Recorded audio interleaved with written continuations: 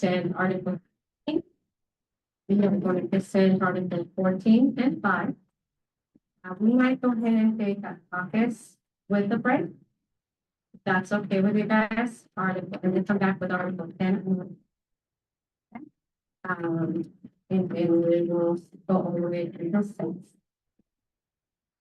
Yeah. Okay.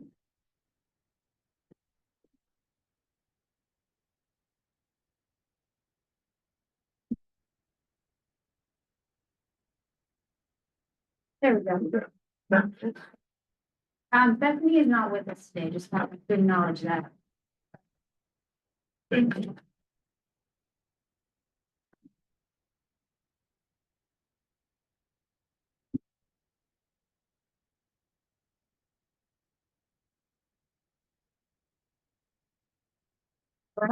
So we are passing around Article 15, and I'm just realizing I didn't share it with you. So a lot of these, sorry.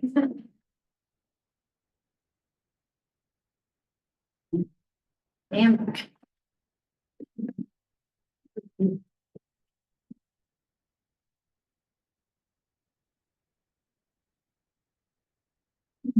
Thank you.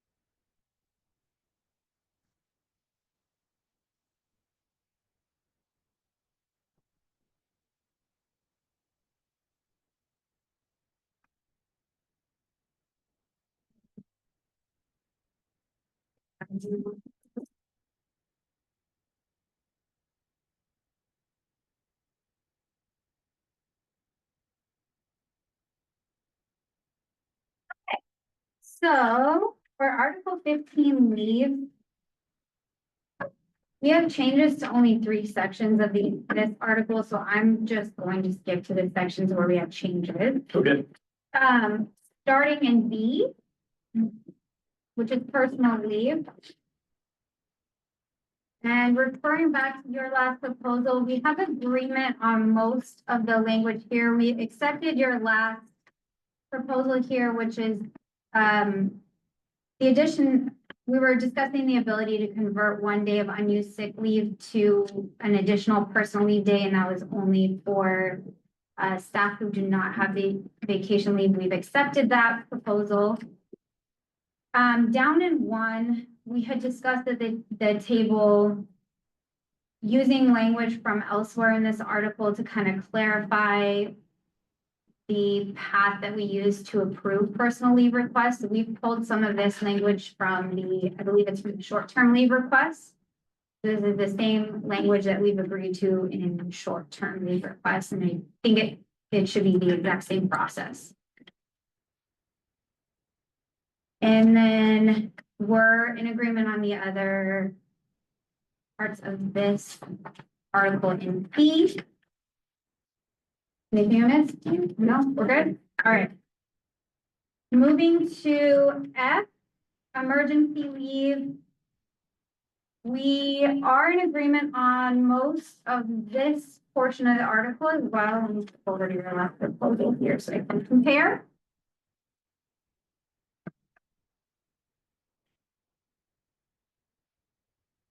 We have added back in here our original proposed language about in the case of employees who are unable to work as a result of student behavior escalation cycle related injury or trauma. The reason we've added that back in is because we haven't received a counter proposal from you on Article 19. We do feel these two are tied together. So without seeing a counter proposal from you on that article, we're not willing to let this piece go at this point.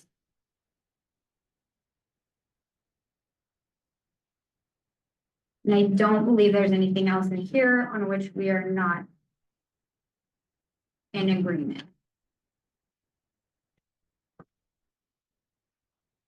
Anyone seeing anything? Yeah. Oh, there is one little change here in 6. Your last proposal was in case of a child born to a spouse, partner, or dependent child. And our change here is in case of a child born to a spouse or partner, comma, or dependent child.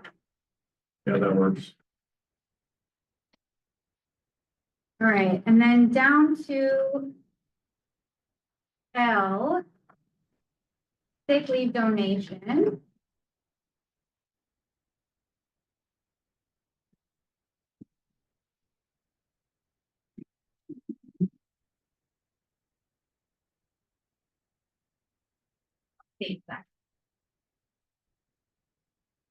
Part we had talked about last time. So, Brian, you had pointed out that we have some language in here about the union, or you had proposed that the union track the hours of sick leave from bargaining unit members. We are aware, I think this is how HEA handles their sick leave donations. It is not how HCU has handled sick leave donations, and we don't really have the administrative ability at this point in time to do that. We are a much smaller organization than our HEA partners. And so we'd like to keep our process as it is currently. So we've removed that portion of your proposal. And we also removed, there was some language in here that you had pointed out that was maybe tied to that part of your proposal. Which was, I think, in 4, obtain the necessary paperwork from donors. So we removed that since that was, as you pointed out, unclear. Because we're not obtaining any paperwork. That has not been the practice. Yeah.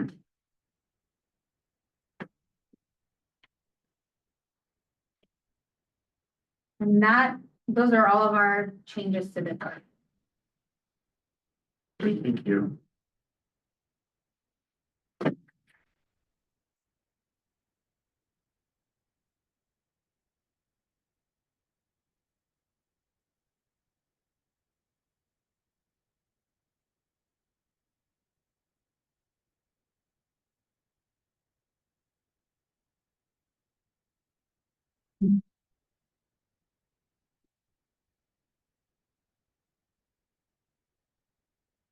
So on that sick leave thing,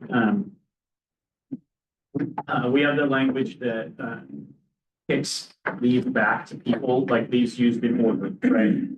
And then if it's not used, it goes back. And practically speaking, right now, does the district monitor that, or does how does and my team can answer this too, how does the district know what order the leave gets used in? I mean, it's just all happens through district systems. I believe it's kind of first come, first serve. The union puts out a call and with a contact district. And then. So you guys put out like a call and say, and if you want to donate leave, contact so-and-so at this email address. And then those emails go to that address saying, I want to donate leave or whatever. And the district just has, obviously it will tell you when those emails were received. So we assume, but it might be an unsafe assumption that if it's like 5 emails, they go with the first one first. But it's a good question. We would like the answer to, though I don't know that it changes a lot that we've been discussing in Florence. Okay. And so now, like, I could donate 5 in that situation, right? Each employee, each bargaining unit employee may volunteer to donate up to 5 sick leave days. So I could donate 5 in any one instance, or I could donate 5 across the year, right?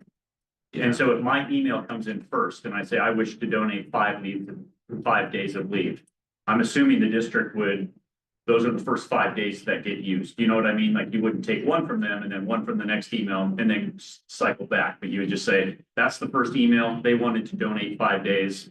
So 5 days coming off from that. I think we would assume that too, though we'd be open to a discussion about how to administer that and whether or not that's in the contract, be kind of a separate discussion too. I think we're open. Okay. I mean, I think that would be easier than Right. one, then going back and then starting all over again, you know, I think that would be the. Considering we're moving from 1 to 5, we're absolutely open to the easier way for you to administer it. Okay. Okay, thanks, that's all that I had. Yeah, okay. Yeah, okay, thanks.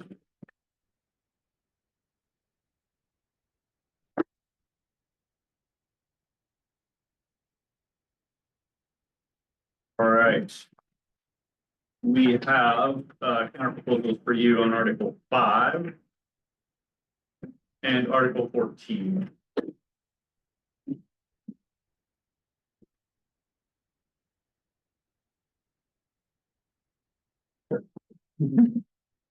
It's like 14 coming around first here.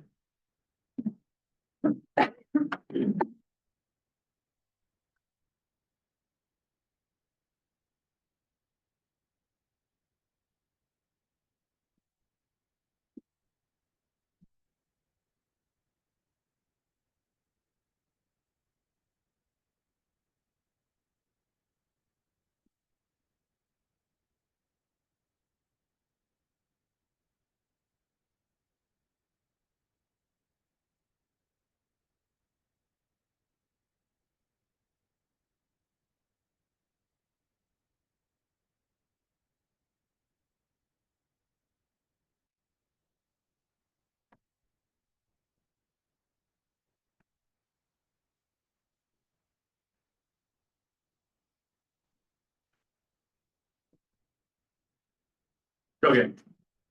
Everybody have that one? Looks like it. Yes. I think substantively, I think we made a couple of minor language tweaks, but I think substantively, at least as per the chart, this is our last proposal on vacation, and here's our thinking on that. I think we're starting to get to that point. I may have said this before, where we're kind of trying to prioritize resources, like where are we going to, we know that we have salary and insurance that are still out on the table. So where are we going to continue to devote resources? We feel like we've made improvements on this article in some significant ways, you know, allowing people in that initial hire period to access vacation sooner, and then collapsing this chart down. I do understand what you were saying last time about it. Your proposal would ensure everybody kind of moved up or got a gain on insurance. Definitely understanding that goal. I think for us, at least nobody is going down in vacation, and several places people will have an increase, right? So obviously people in years 4 and 5 have an increase. People in years 10, 11, and 12 and 13 all have an increase. So we feel like we've expanded the utilization of vacation and increased the amount that people get at certain points on the schedule. For us, we feel like we've kind of reached our saturation point on that. I mean, I guess if you guys told us this was like a super high priority, we would certainly continue to consider it, but we would have to start offsetting it with other financial decisions we're making. So I think we're asking to hear priorities from you in some ways. We're testing the waters a little bit, like, have we gotten to a point with this article where people at least feel satisfied with it, if it's not perfect? And if not, you know, what else do we need to sort of swap around to account for any more increases to vacation? So I think that the chart, again, is as we last proposed it, and is still different in our two proposals. The language in B looks the same. The language in C, we're not changing except that strikeout until such time as their vacation account is reduced. We both agree to that. Just to ask really Yes. quick, in A, the grid, I just want to verify, this is the same grid that you proposed in your last proposal, is that correct? It is, but now that you mention it, I think the way that you had described it as year 1 through 3 makes more sense. So I think we would make that amendment to ours, you know, year 1 to 3 in that first box, year 4 to 6 in the second one, because you got a good point there. I think it is clearer that way. Okay, thank you for that clarity. Yeah. Sorry, I missed that.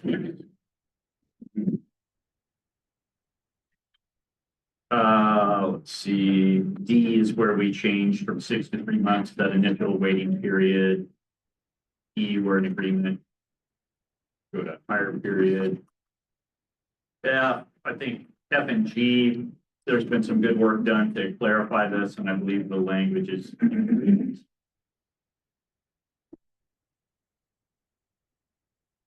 And help me if I'm misstating any of this stuff, but I think you had in your last proposal down in H, proposed that parenthetical, I think just as a clarifier, and we picked that up as well. And then we, that immediate. So I think as I read it, the language is all the same. It's the chart. It's worth asking. I think we certainly understand when our members take more vacation, there are operational things about that work have to get done. We certainly want to make sure that it does. Can you speak to kind of, outside that, do you imagine at a certain amount of vacation, you're having to hire more people? What is the economic impact? Sure. I mean, I guess any position that gets subbed behind, obviously there's an economic impact because those would be sub days that there wasn't already. So that would be an additional cost on those days. I don't know how many of those days in your vacation eligible folks that get subbed behind. Not all of them, certainly. I mean, I imagine if Kira, you're 12-monther, aren't you? I imagine if you're gone, there's probably not a sub that comes in and does your job. So if there are areas where we sub behind, that would be a financial cost. And then otherwise, to the degree that it would increase any payout, you know, where people are running and bumping up against their upper accrual, and then we kick into that language on the next page, that could be an economic cost. That makes sense. And then only beyond that, a productivity cost, right? Okay. You know, people aren't there, their work's not getting done. Which, do any of you know offhand which 12-month employees do have subs? Department, admin. Okay, It's just one that can be different. okay. Thank you. One thing, custodial, do you do Oh, subs for of course, custodial? Yeah, that's probably the biggest. Yeah, subs for custodians are hard to find. So we don't really have a sub pool. Right now, we have one sub that just started. He just retired last month. And now he's subbing. Productivity also doesn't happen, right? So there's the complaint, you know, why didn't these get done? I have an instance, just last Friday, we were supposed to scrub some floors at a school, and it didn't happen because there was a lot of people that were out on vacation or sick or whatever. And typically when we pay for coverage, it's typically overtime by a senior custodian. So it's $45 an hour, $50 an hour cover. And if it's long-term, we usually do a contractor. Those are about the same wages. Eventually, work still has to get done. What usually generates in paying another employee to work OT to cover their, get work done, their own. I also, just so you guys know, we also have folks that sub out of class. Nutrition services, truck drivers, cooks. We have an HVAC type technician that does overtime, so it's pretty expensive. Just even throwing out there if you guys have kind of a bird's eye view. Yeah. Thank you for that, of course. Yeah. All right, we'll certainly have some discussions about what our priorities are. I appreciate that. Okay, great, thank you.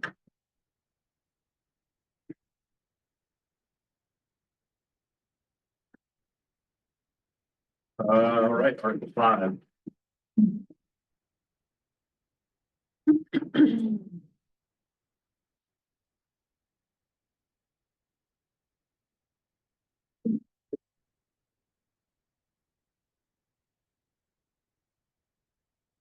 Yep.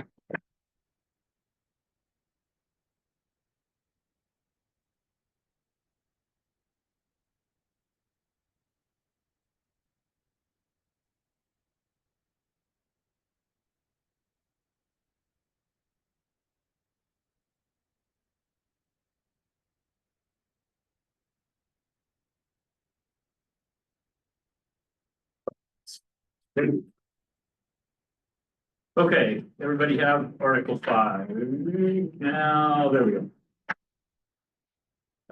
Number of moving parts on this one, so I'll walk through it. A1, you proposed the policy instead of just that policy, and that obviously is fine. We adopted your language in A3, so all of A should match as you proposed. Down into B, the change from site to immediate. Then I think you proposed some formatting changes that we tried to capture here. The striking of student medical alerts we picked up.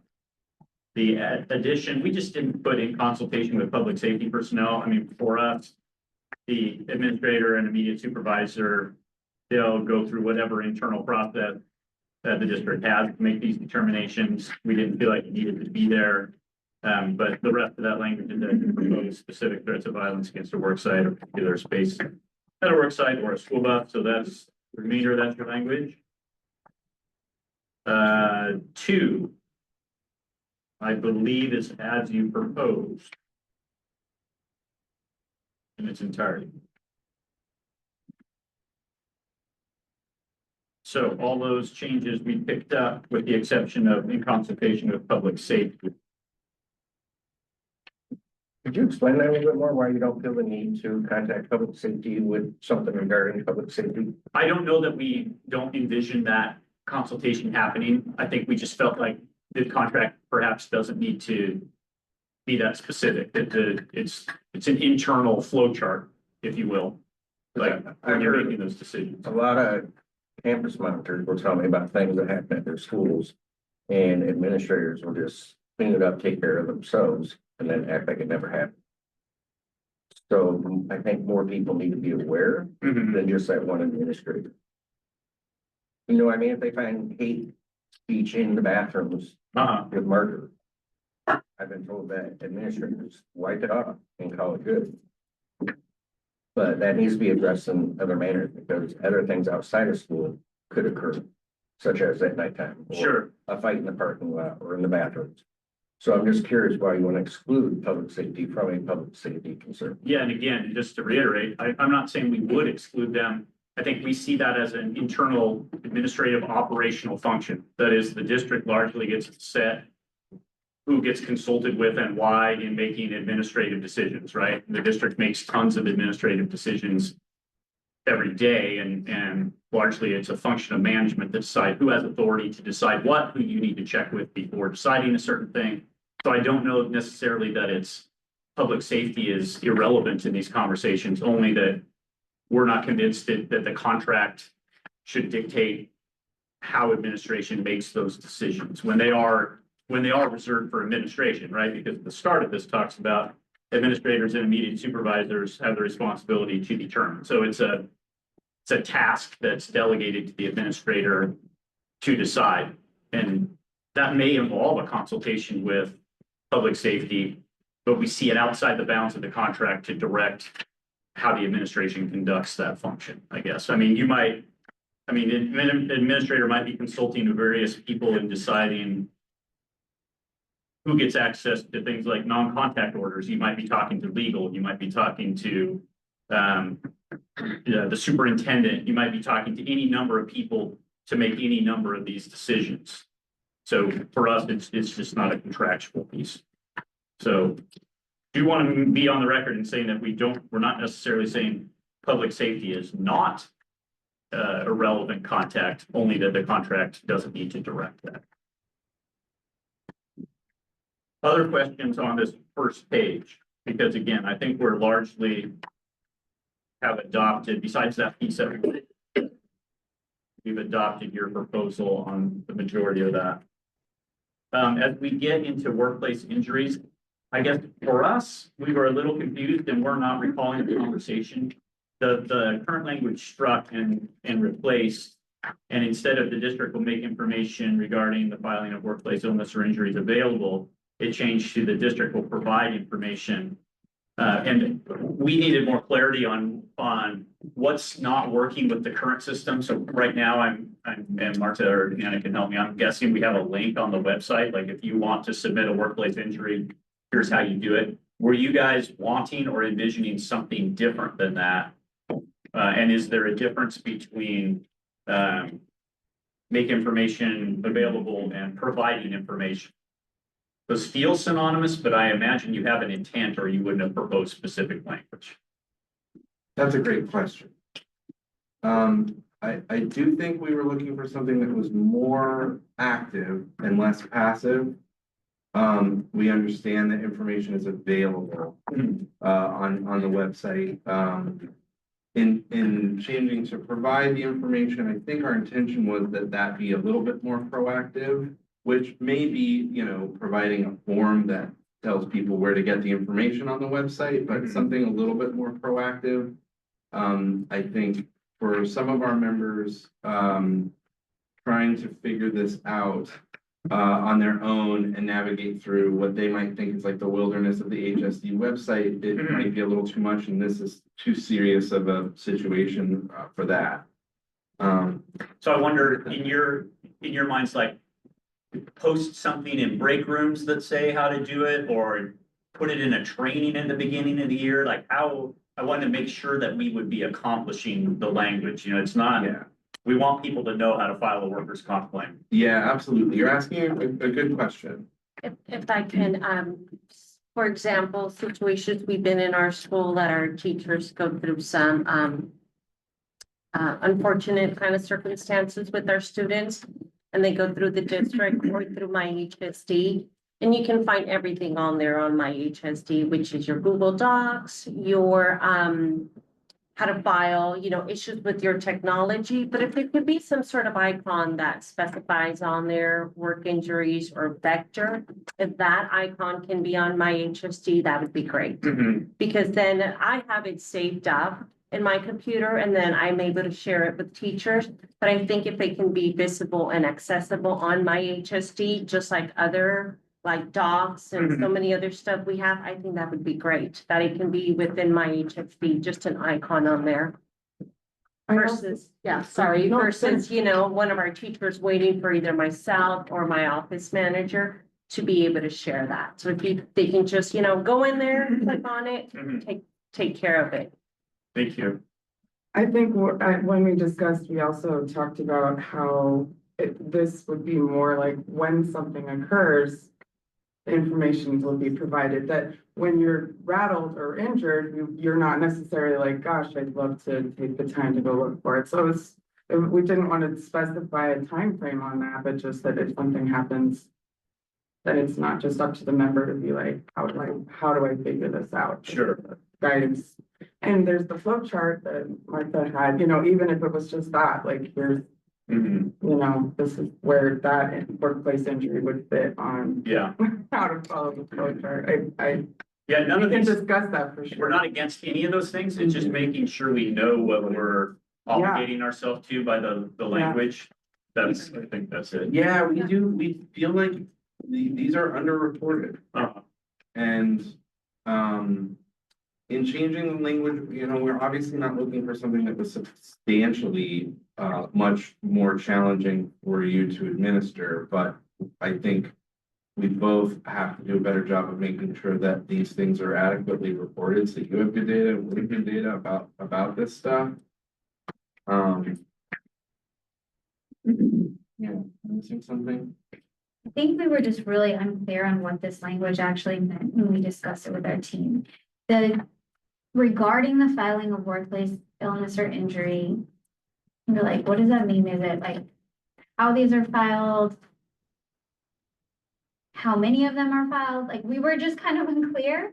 And so we wanted the process of reporting workplace illness or injury, that felt more clear to us of what you are actually providing to us. You're providing to us, this is the process of how you report a workers' comp claim, which I think we eventually got there. This is what you're trying to say in D, that you're going to provide us information on how to file a workers' comp claim, but it just felt a little unclear when we were reading it, and we want it to be very clear. So got it.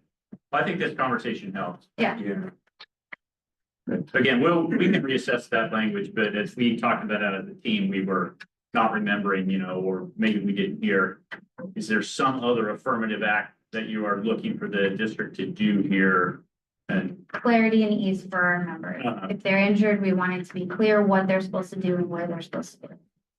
I like what Alex said about having your own icon, because I do get phone calls quite a bit at night, you know, I hurt myself, I did this. I have to explain, well, you go here, go to staff links, and it's funky trying to explain. I agree, I always want one that says collective bargaining Yeah, agreement on the I thought district we could website. The district's different, and I have to navigate this website, like, where the heck is it? That is a shared interest. So I appreciate that one now, I want an icon I can Yep. click on because. Easy, There you go. simple, Like make some- an app. Like a Band-Aid or a, you know. Yeah, there we go. Ideas. Yeah, totally. Okay, Good conversation. yeah, that one, we'll talk about more as a team, and I don't think we have different intentions or positions on that one. Yeah, agreed. Yeah. I think where we have still differences is primarily, you had proposed that new F. And I do want to talk about it. You don't see it there, but I do want to talk about it. There's a couple of aspects to it. The first, we had a difficulty with the inclusion of a 15-minute dedicated paid contract time. I mean, in essence, this is an additional 15-minute break. I know it's not a time to do just rest, but it would be another 15-minute carve out of the workday. And we struggled to figure out how we would do that with certain positions, especially without adding 15 minutes to the workday, which would be a considerable expense. If you think of the number of EA positions that we would have to add 15 minutes to every single day by the end of the year, that would add up a lot. So that's going to be a very definite cost factor. I think without adding time, and principals can elaborate too, we don't believe there is that 15-minute downtime available in the workday. We also talked about the fact that if we have 6-hour employees and we add a 15-minute paid time for checking email, now we've kicked into new bully categories. And so we're not just adding 15 minutes, we're adding another break to it as well. I mean, so our feeling like, you know, understanding, because then we had a conversation about, well, how do we expect people to keep up to speed on their emails? You know, so recognizing that it's a clearly a legitimate interest that you're bringing, but it's got a pretty significant price tag for operational change in order to account for it the way that you have. So that's our real challenge with that. As far as the specifics of who would get what, we did a survey of various buildings and departments, like what technology do you provide for folks? I mean, I think it was really interesting to hear, and it varied quite a bit. And you guys probably would have told me that it varies depending on what building you're at. But, you know, that variation does make it hard to have kind of one size fits all, you know, per category, regardless of building, you know, kind of mandates here. And, you know, hearing from principals that we do have technology, not just for staff, but for students that's more than 4 years old. And, you know, so it is a budgetary thing. I think there's a challenge with locking into a contract that this technology would be provided at all times, because we would have to make sure that it was all purchased and available and ready. And that, I think, would have a significant cost to it. So I'm happy to share the survey information if you're interested in it. There's nothing secret about it. Many of you could have probably told us for your specific building what people get. And we did it for like, for campus monitors, we did it by position as well. So I'm not going to read it off to you because I don't know that that's useful, but if you would like, we can forward it to you so you can see what we're looking at. Yeah, As well. please do. I do think that would be helpful. Yeah, this is there, so, we understand, like, you know, hard and fast mandates, may be a challenge, right? We do think that the trajectory is bending towards where we've gone with this. Or that the district kind of wants to be moving in a place of better availability. Is there maybe a timetable that we might put in there that so the mandate is softened, it's not as fast? That might be something we could talk about. Yeah, I don't know. I mean, the things we talked about that are less rigid or structured. I mean, we genuinely want people, if they feel like they don't have the technology to do their job, we want them to go to the supervisor and say, I can't get this done because, I don't even have the technology to do this, or campus monitors. I can't run back to the office every time I need to get information on a student. That's not safe. So I really need different technology. So, I mean, we want that feedback loop. I think it's hard to imagine, we're going to provide for every person, this particular piece of equipment that's not beyond this age and so forth. Again, it is very much a budgetary piece as well. And so I don't know if administrators or other folks have anything they want to add there, but. I mean, like a couple of years ago, I spent like about $5,000 buying additional Chromebooks for my classified staff because I could see what they needed the need. That was a huge dent in my baby budget over and over. And that's what we've been using. Do they use it consistently? No, here and there, depending if they have to input data. In the classroom, sometimes they're supporting kids in the classrooms and they have 5-10 minutes that the students do what they're supposed to be doing and that they could check the Chromebook. Or use another piece of technology that's in the classroom. Sometimes kids are absent and there's additional Chromebooks in the classroom that they can use for their checking email. So I do want to say that if they come to me or staff comes to me and there is a need and we can have that dialogue, that conversation, very open to that because we want everybody to feel successful and feel supported and supporting our students.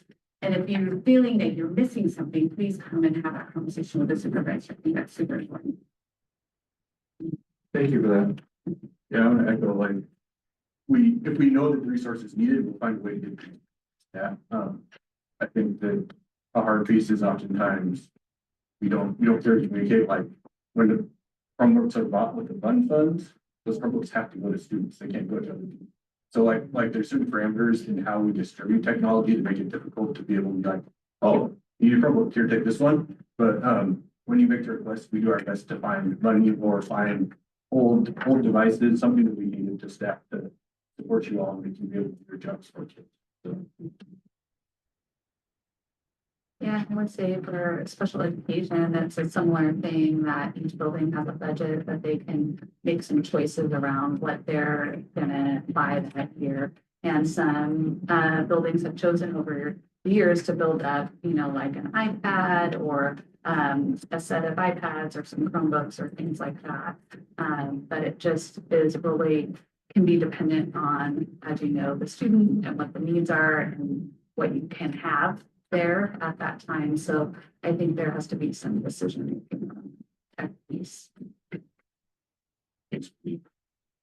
So in your conversations, Brian, I gotta admit, I'm struggling with your vocabulary around accessing technology as an additional break or rest time. I'm sure when you bill your clients for emails that you respond to, that's not your break time or your rest time. I'm sure you bill that out to your clients. I know in my job, when I'm responding to emails, that's not on my break time, that's on my work time. So you're acknowledging that you're sending out communications to your staff need time to access those communications. They don't have time to do that because they're in student contact time. Wall to wall throughout their day, there's no additional time. So in your conversations as a team, you've acknowledged this is an issue. Did you identify any potential solutions for that issue? Well, I think Teresa was touching on some of them because I asked the question, if we have emails that go out to folks, and we expect them to access those or read those, when does that happen? And I think, Teresa, you were touching on some of that. People have time while they're working with the student, but the student might be engaged in tasks. They're not actively, helping the student with something. That's a time that they can. If they have technology. If they have technology, that's a time that they can access emails and so forth. So that was one example on the IA end. And Ray, I don't know about in your world. We typically try to do it around break time. I mean, custodians are out and about all day. So if they check their emails around break times, 3 times a day, it's great. I don't ask them to do it during their breaks. That's their time. Lunches are typically, they're unpaid, so they're free to go do whatever they want. But I do ask that they do check it multiple times throughout the day because there are a lot of things that happen. but not during their breaks. That's my. And I don't know the language that I used. I wasn't trying to imply that checking your email is the equivalent of taking a break. Only that would be the net effect that it would have for the district. It would be like adding another 15-minute break. It's be a 15-minute block where service is not being provided, or it will be adding 15 minutes to people's work days. Both of those are a real challenge for us. So I hear the challenge as you're bringing up. Okay, well, then when are people going to do it?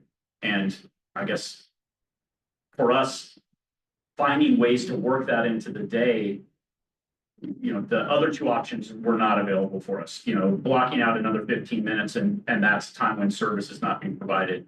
That did not feel like an option to us.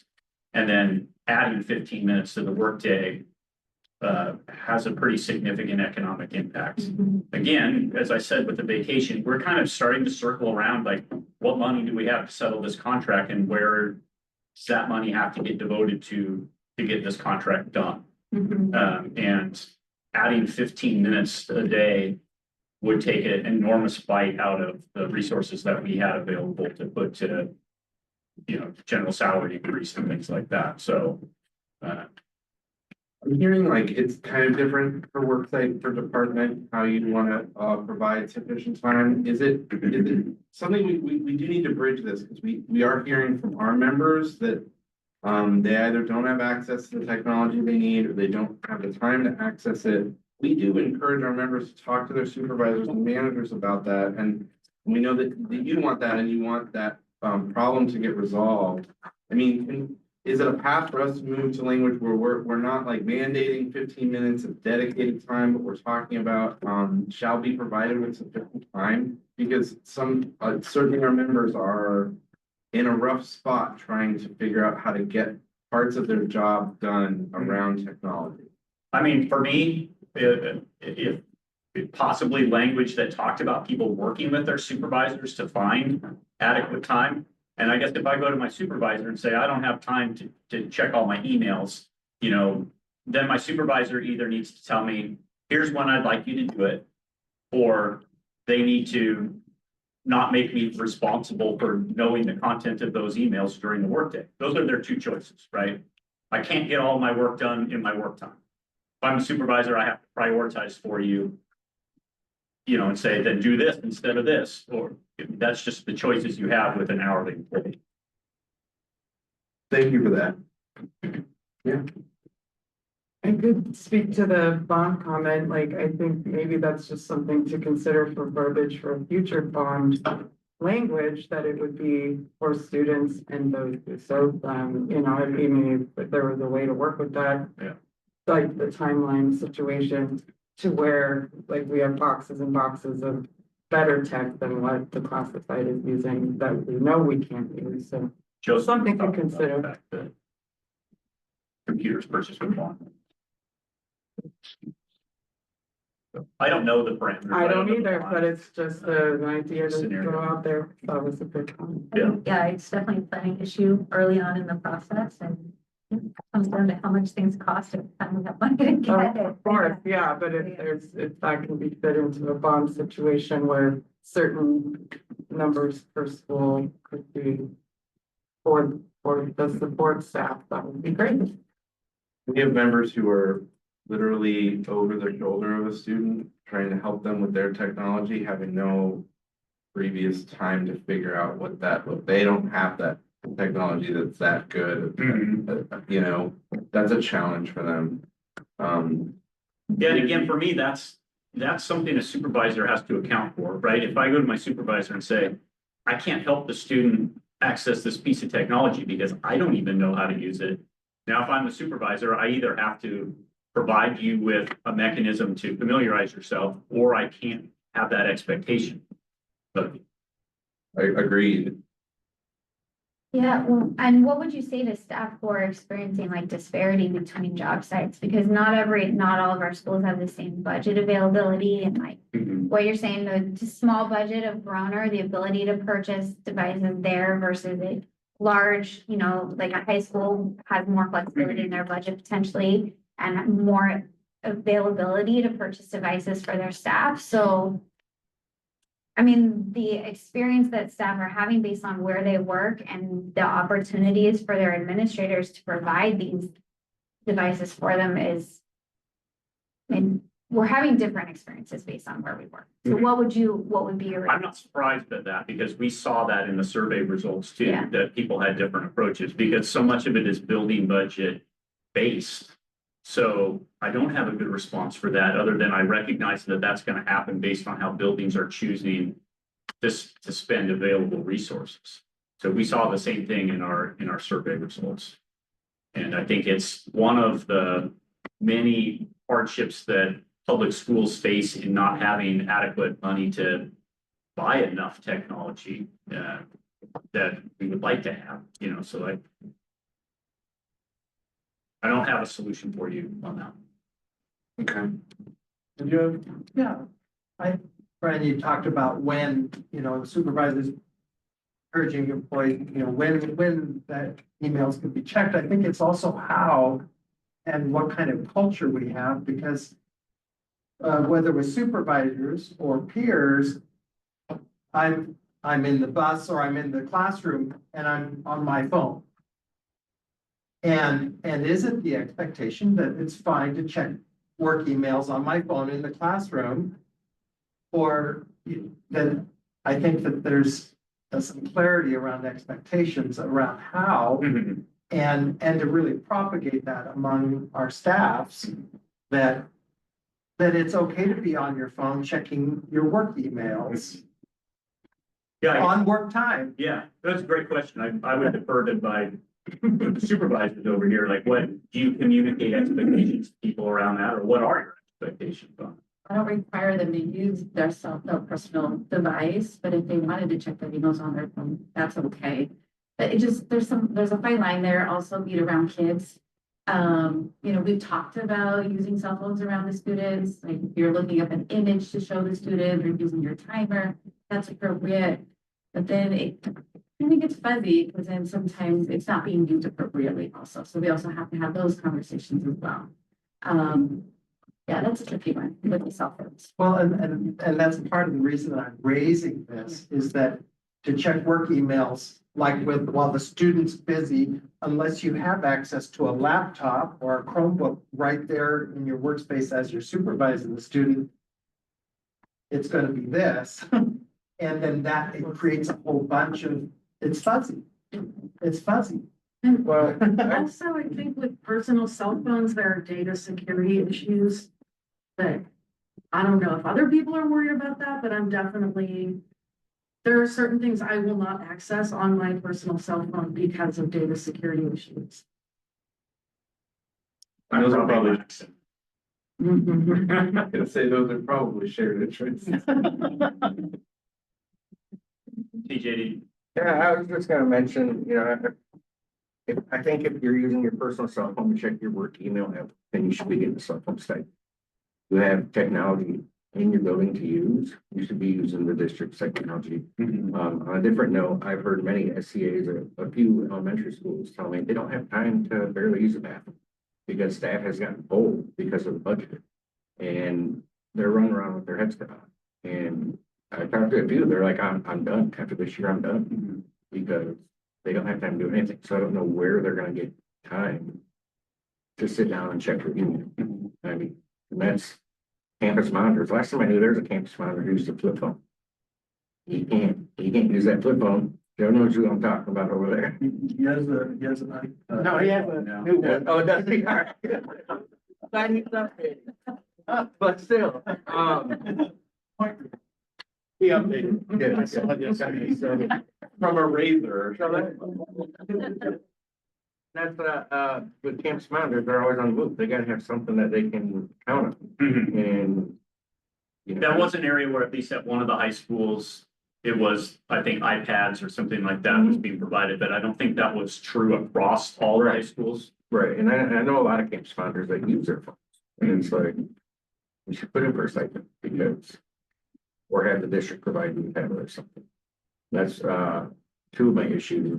SEAs and staff members don't have time during their day. I mean, it's not a break when they're sitting checking their email. But, Yeah. I mean, I think you guys are identifying the challenges that administratively the district wrestles with, right? Not enough technology or adequate technology to go around, and how do we find time during the day to get everything done? I think those are, I believe everything you're saying. It's not a matter of, it's just a matter of how do we accommodate that with the budget realities that we have, you know? And we didn't cost what adding 15 minutes a day would be, but again, it would be I don't know if you did, Michelle, you did. But that's a sneak peek ahead. Yeah, well, I mean, we're on it right now, so we'll give Rudy a surprise. Just a second.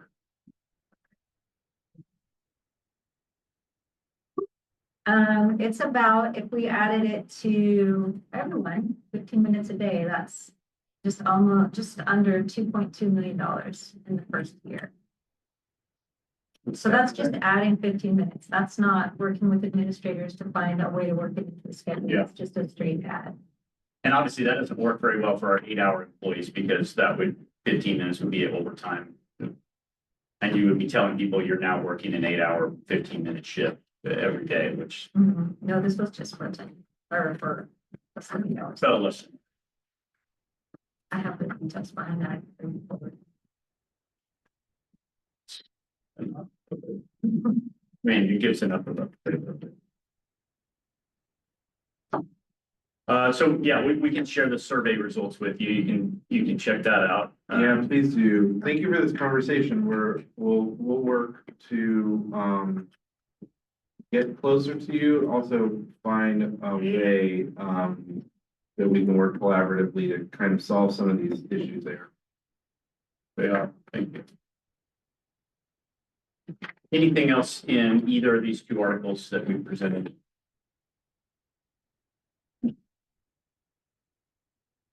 Okay, hearing nothing. Yes. We need a few minutes to be ready to present our other two articles for you.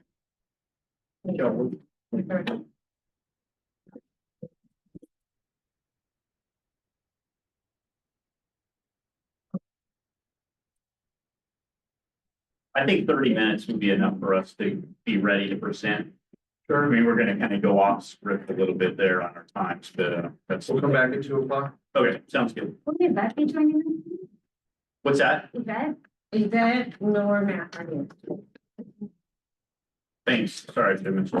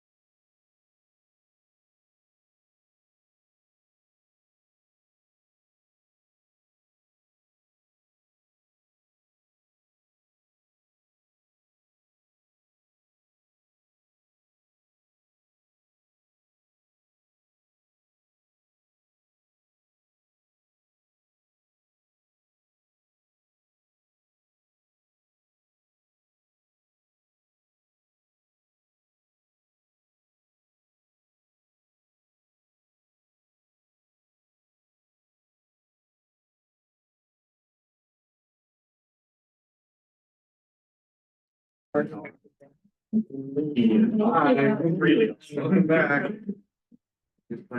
Yeah. Okay, we're gonna go ahead and start with budget presentation. Thank you. I just provide a really chewy candy. Moment will be patient.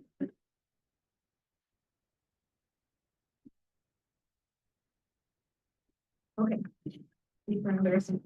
Very strong. Okay, so,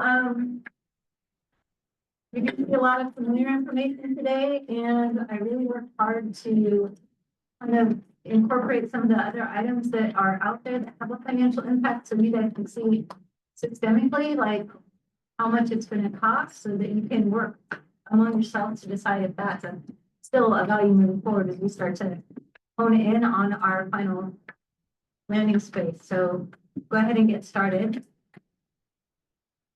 Our agenda slide, again, I always like link back to information that's been shared in the past, just for consistency and just because I know you guys have done a really great job of engaging other members as we've gone through this process. We'll make sure that the information is available to anyone.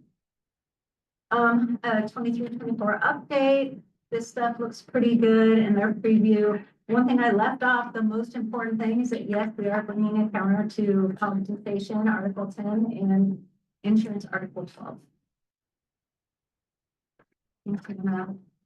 Again, this is a repeat slide from before, from the budget update that I brought on the 22nd about K-12 funding in the state. We've talked a lot about that.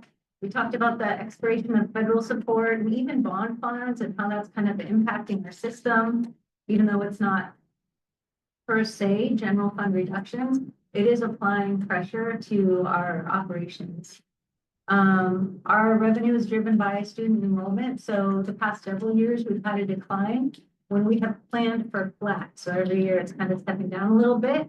We had an increase this year, which reported at the October board meeting. A big part of the increase was to our charter school, which means those funds kind of flow through to them. So we don't necessarily get to keep them. They're not our students in HSD schools. They're at City View. So that's something to be mindful of. Our fund balance target is 4%, which is lower than a lot of our neighbors. Definitely low enough to be uncomfortable in terms of having anything available to offset a budget shortfall. We'll be talking about that again too.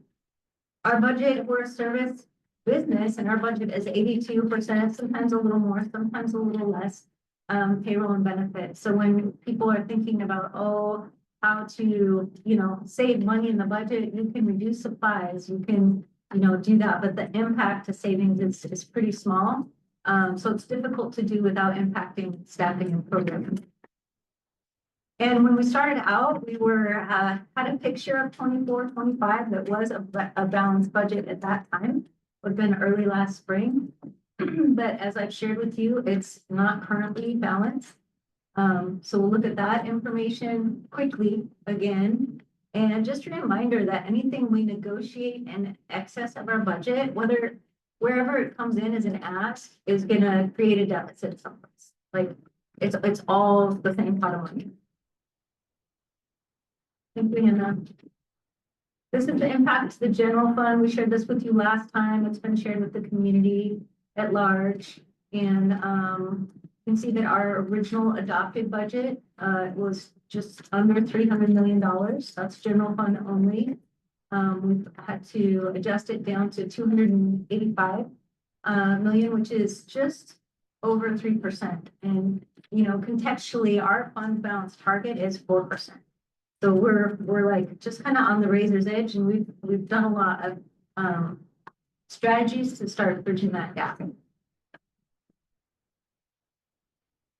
And these are the strategies. I won't read them. You're welcome. Probably the one that's going to stick out most in this context is the last row, which is about reconfiguring the bargaining proposals.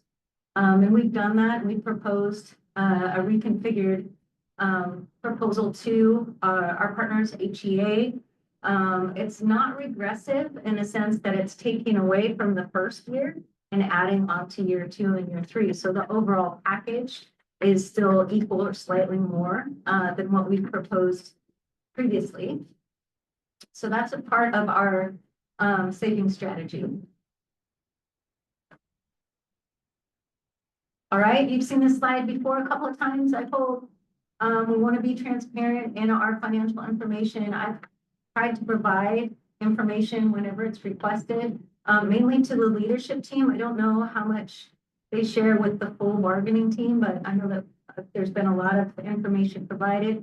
There's a lot of information that's also just publicly available. So it doesn't need to necessarily be filtered through me to make information that you guys can use, but I'm always happy to work with you on that. We're going for a 3-year bargain, well into the first year. The reason we think 3 years is important in Hillsborough is because it provides stability for the members, but also for the district in advocacy. When we know what it's going to cost, we can advocate for that in the future. And then planning for sustainability for full period. Again, if we are in a position where we're going to exceed our budget in the out years, then we will have time to adjust different things in our system, pull different levers. You know, largely it's going to be in staffing to ensure that we're sustainable for the full period. And we have time to make those adjustments that's least impactful to schools and our staff as well. Competitive and sustainable, we and you guys as a team have talked a lot about this. Trying to target to the market demand. We've reviewed, or last spring, we brought forward information or at least a high level review of the wage and benefit study that we had conducted a couple years ago, and we had it updated. And what we found in that was using the same comps that we had used before. We weren't far off from everybody. In some areas we were a little up, some we were a little bit down, but it wasn't as compelling as information as what we had before. In order to try and bring forward changes over the 3-year period that we're targeting. Understanding that for your members, targeting different areas can be difficult to do because you're Hillsborough Classified United, and that doesn't always feel really great to everyone. Being student-centered, really, trying to connect with what's going to matter most to our students in terms of the connections they make and the services they receive. And then timely with clear implementation details. Always close with the next step slide so that you can see, okay, here's our next bargain, here's our next board meeting, and then this is what we need to know in order to implement, which translates to process that and actually get it to members. All right, important information. This was released on October 4th, per some employer rates. And so this was a much higher increase than what we had received. Originally, our advisory rate increase was 1.5%. And then kind of summer-ish, at first was alluding to the average being more around 4%. And when we got our individual employer rates at 6.53, that's higher than we've had probably ever, but it's lower than some other districts. Yesterday I heard a district that had a 16% increase in their PERS rate. So I don't know where they were before, but that's huge. For the first time ever, Hillsborough School District is going to pay more than if we hadn't have done bonding and created a side account. This is the first time we're in that space. Each percentage point is about $1.6 million to the general fund, $21 million for the biennium. That's kind of a sunk cost. It's driven by the wages that we pay. There's nothing, we can't opt out of PERS, just like we can't really get out of OEBB. Those are things that are legislated for us to participate in because that helps the state overall. But it's a lot, and I know that that's going to be a hot topic for this legislative session. All right, so I added the column here. I think you guys saw this last time. I just want to make sure that it was clear where the increase of PERS was going to hit us. It's going to hit in 25, 26, and 26, 27. So it's not impactful for 24, 25, but this is a good illustration of what you see the increase happening. all other things being the same or to be determined.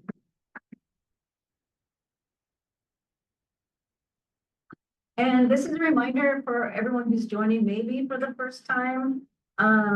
It took several months for us in our last CBA to come to these agreements in terms of general salary increase, longevity stipend, the wage study increase. We added the bilingual stipend, and then the amounts for insurance below. That took many, many, many months. And I just want to bring that forward because that's where we landed. And that's pretty much where we started this year. Go ahead. Thank you. You guys probably already have this in more of a matrix or grid format. This is for 23-24, trying to use the same static information so that it doesn't look like things are moving too much. This is the different steps that people are on. We definitely have less experienced staff than the last bargain, where you can see 20% of our staff are up on step 9. They're topped out. And that's even after we added a new top step last time. And everybody else is experiencing movement of some type. So coming into this year, even status quo, folks under step 9 received either a 3% or a 4% step increase. That's already been paid out. And this is just for your records and kind of shows how it's calculated in terms of a general salary increase. That general salary increase is applied to the first step, 8th step, and then we add 3% to the prior step each year, and except for step 9, going from step 8 to 9 is a 4% increase. I didn't design this. It's just been something that's been agreed to a long time. There's nothing wrong with looking at a different model.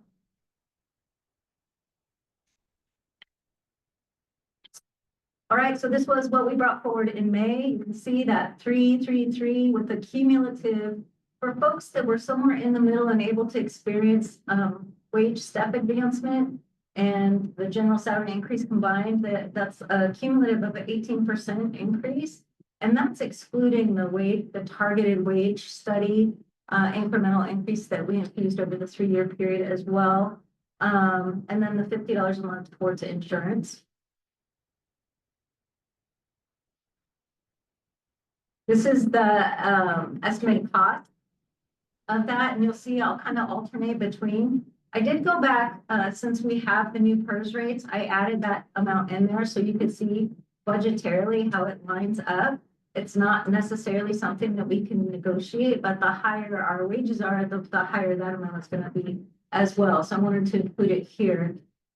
So you can see our total estimated cost for this proposal was just over $22 million.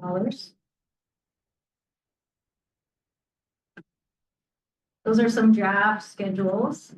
A lot of times folks, and Brian Hungerford makes me do this actually, so that you guys can go see the hourly rates. Anybody who's looking at this information can see where they are and where they're going to move to. And this was your proposal back to the district on the 10th. And if you see anything wrong, please let me know. I'm really just like seat of my pants as we're getting this information, putting it together. So if you have questions, I need to know what they are. But this is my understanding of the financial asks, including the cap increase. Good. What you guys offered, ask for those. Okay, thank you. And so this is the estimated cost for that. There were some additional things in there that increase the cost. So I tried to include some of them here. There's going to be a separate slide where there are other things itemized out as well, but these are what I could see that were closely related to Article 10. So we have the estimated cost for the step advancement. We have the general salary increase in yellow there. Then we PERS cost in blue, insurance cap increase. And then on top of that, there was an ask for a $600 stipend to the top step folks. Again, that's for people that didn't receive any step movement. So they would only get that general salary increase. there was $150 essential worker stipend. So that's an estimate based on what I believe that would be for the number of essential workers that we have identified over that period of time. There's also a request to increase the pool employee opt-out. And the ticket on that was pretty big. It was jumping up to $500 for each person to opt out that was full-time. And so you can see the total estimated cost of just over $6 million in the first year, $10 million in the second year, and then just under $11 million in the third year. And then you can see across the bottom there the difference to the HSD offer. This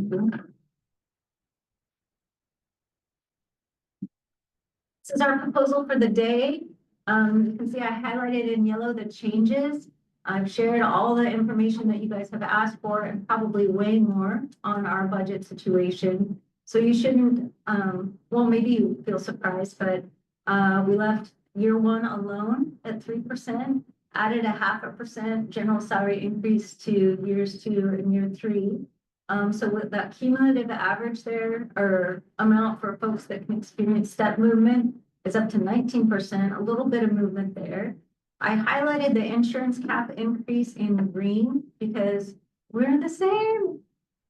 And so I didn't want to vary from that. And, you know, there's an opportunity maybe to mess with that a little bit and add to COLA. But because we were the same, I left it alone. Really excited to use my green highlighter. That's green means go. All right, Anna. So again, this is going to start to hopefully look more and more familiar to you. You can see the total overall cost, not incorporating those other asks, but the total overall cost went up about $35,000 for the 3-year period, which wasn't a lot of movement, but I wanted to share with you guys kind of where we could potentially see something as we get down to this point of our negotiation.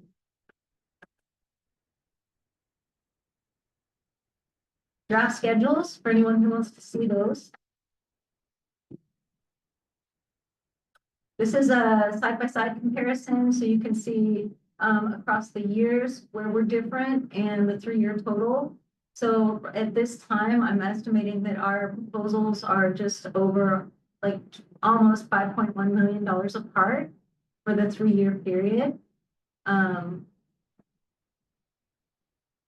So comparison here. And that's not including all the other little steps that you put in. That's a step, that's a step. Yeah, well, on the HCU proposal, it should line up with the slide that had your proposal, so it should. With the include- $600 and the 100. Yeah, All that's and the included. insurance opt-out increase and the essential worker stipend are included with it.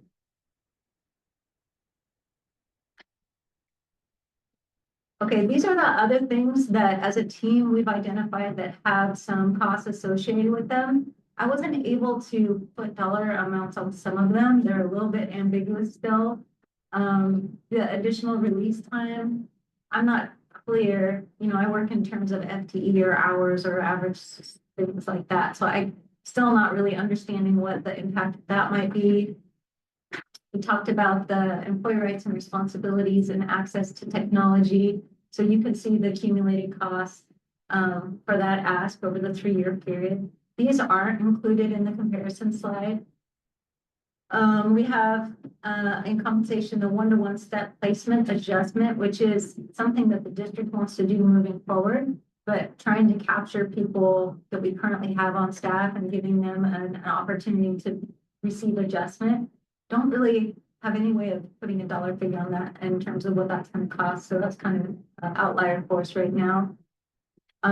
Holidays, so we have the Juneteenth paid holiday for 11-month employees. You can see how that lines up over time.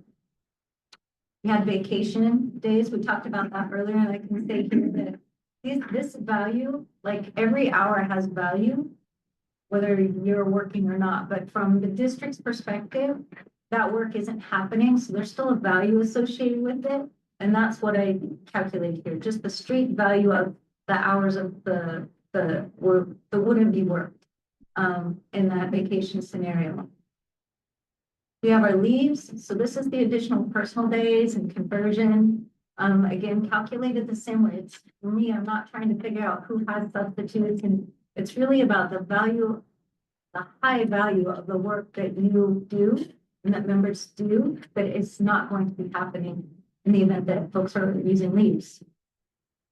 And then finally at the bottom, the safety and health.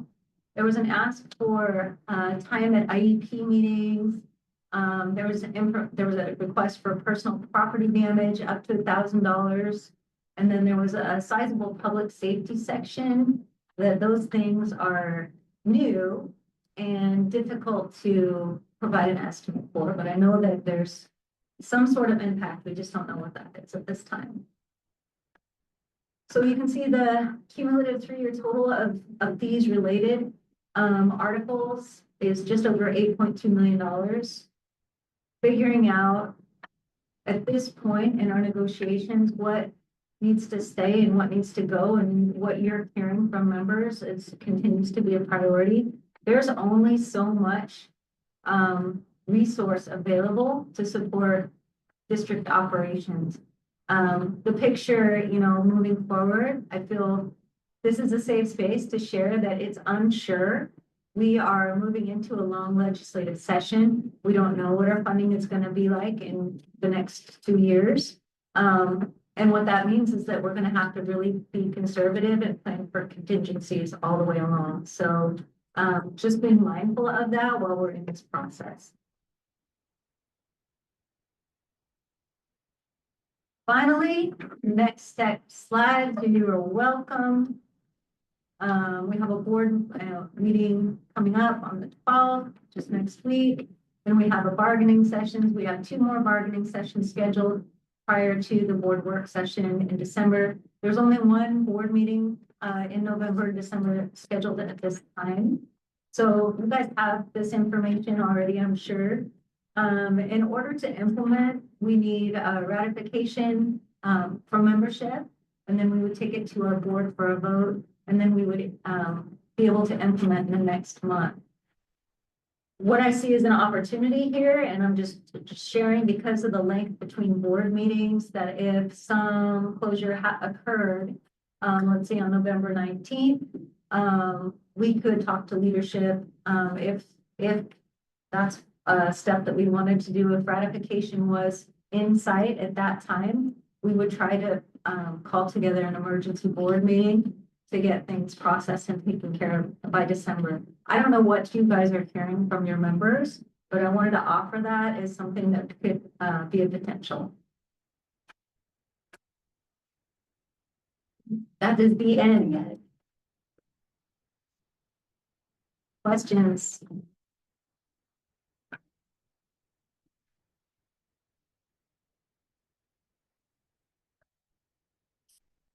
Thank you, Michelle. I think we've got some things to talk about in our caucus room.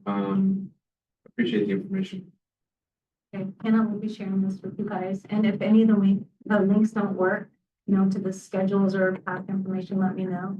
Dave, did you have a Yeah, I question? had a quick question on the strategies to reduce the $9+ million shortfall. The strategies added up to 10 point some million, leaving a 500,000 plus contingency. I'm guessing that $500,000 plus contingency is simply a contingency within the strategies. It's not part of the 4%, correct? Correct. The 4% is something Correct. separate. That's if we managed all of the things that were listed here, we would have overshot our budget gap by $578,000. Those were all estimates in that list. Oh, right, They're right. gonna be, they were hopeful estimates. Yes. Thank you. If you have additional questions after caucus, or if you want to shoot them over, that's great. We have the actual proposal details to share with you that, I mean, you've kind of got already a look at what at least our compensation and insurance, the numbers are going to be. But we have those proposals that we can pass out. We might as well pass out both of them, you know.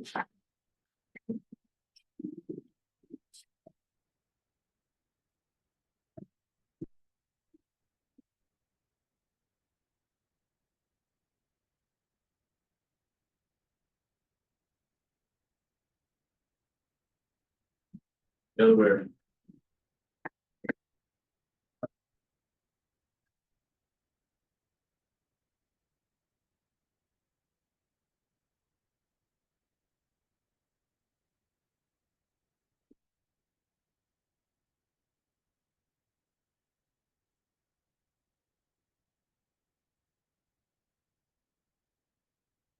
So 16 or 10 and 12 are coming around. So you'll have the text and I'll walk through those. I guess I do want to acknowledge just I've bargained in a lot of places and have bargained for a lot of years. It is a significant difficulty in bargaining where partway through the bargain, you realize you have less money to bargain with than you thought. That's happened to me a couple of times over the years. It's not our regular course of business. So it is a hard adjustment to make when we find out partway through a bargain that there's a $9 million shortfall. That's significant. And I acknowledge it puts us in a tough bargaining space. We are not motivated to deprive your unit of salaries that the district can afford. All of our conversations in caucus are, what can we afford and where can we put it? It's not any notion of how low can we shoot with these guys and get them to agree to it. That's just not our conversations. So I know that the district's on a fixed budget, right? We can't raise costs. We can't do other things like that. So we're trying to figure out how to best devote the resources that are available. We're bargaining with licensed too. So we're trying to balance both of those kind of juggling acts as we move forward. So we're in a difficult spot. We're asking you to work with us because you guys have a vested interest in the financial health of this district. And so I think we're hoping that we can kind of collaborate on how to get to a conclusion here that doesn't put us in a very bad scenario. So with that, a lot of the rationale that you're going to hear is purely a cost-based one. As we walk through this, Michelle already described for you what we're proposing as salary increases. And that's 3% year one, 3.5% in year two, and 3.5% in year three. So that's that A1. I think we both proposed to delete 2 through 5. I think those were time bound pieces that are no longer applicable. You had the proposal to extend the longevity stipends that had previously existed, and we've not proposed to continue that.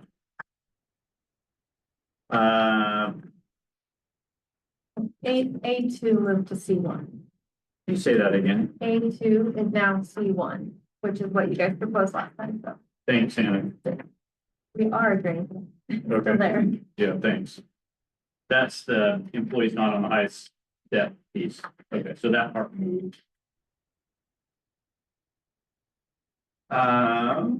Overtime, we've had this conversation a couple of times about do we include union release in our overtime calculations. For us, that's likely to simply increase what we're paying for overtime pay. And so we've not carried that forward. I felt like we didn't have a complete conversation on your proposed E2, which was to go from a 40-hour cap on accumulation of comp time to 80, and whether that was born out of like frustration of not being able to use comp time or having too compressed of a time period. We like to keep things so people aren't building up large buckets of comp time. That's our preference. We've got this 40-hour cap currently, but we couldn't recall really the problem that you were seeking to solve with that. So we left current language. I think we're open to that conversation, but again, not wanting people to have large accruals of comp time on the books for us. We did adopt your language in 3, recognizing we did need to account for the scenarios where somebody could be in kind of multiple time and a half situations. So that's, I believe, verbatim as you proposed it. It looks like, thank you. Yep. After hours work, the voluntary on call seemed like not a big cost piece, and made sense to go from those 4 hours to 8 hours. Not recalling how many people we have on that on-call status or how often that happens. We don't think it's a very common thing. But that is, as you proposed as well. Callback.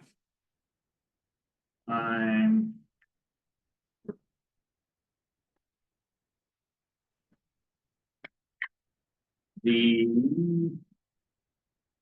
callback in emergency situations, an employee called back to work should be compensated at time and a half, and you had applicable overtime rate. We didn't adopt that because we saw situations where somebody could get called back and they're not necessarily in overtime status. They're gonna get paid at time and a half, but it wouldn't really be didn't feel like it would always be an overtime rate.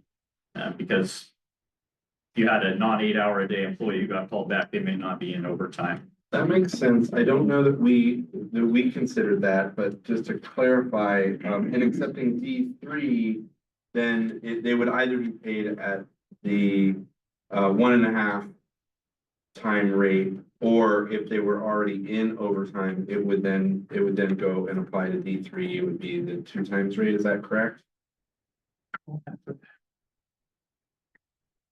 It appears that's where you're at, but it's always been. Yeah, I mean, we adopted your language there, right? Yeah, that was the only reason I think we put the words applicable overtime rate. Yeah. We didn't really think through that they might not be in overtime. Yeah. Yeah, we were thinking that they would either be compensated at overtime or at double overtime as per our proposal in D3. But I'm not sure that the language is bad, just as long as we're on the same page. Yeah, they would, yeah, if they're callback, now, yeah, if they're callback and overtime, then D3 has kicked in because they're in callback or emergency closure and they're in the 1.5 times structure. So yes. Yeah, understood. Sorry, it just took me a minute to. No, that's quite all right. Yeah, thank you. I think that you had some verbiage change in E4, which was fine, be compensated for. And there was no proposed change in F. The differential, we were struggling to see who fell into these categories. I don't know if you guys, as you compiled information, know how many folks we have that are in either the swing shift category, so a shift that begins after 1 and ends after 6. And then the night shift TG, I don't know if that's you. For swing and nights, for swing, it's mainly custodians. Custodians are the main source of people. And that would be it, right? Custodians and the patrol monitors. What about night shift? What about night shift? Is it just your position? Yes. Yes, I'm the only one. That's all.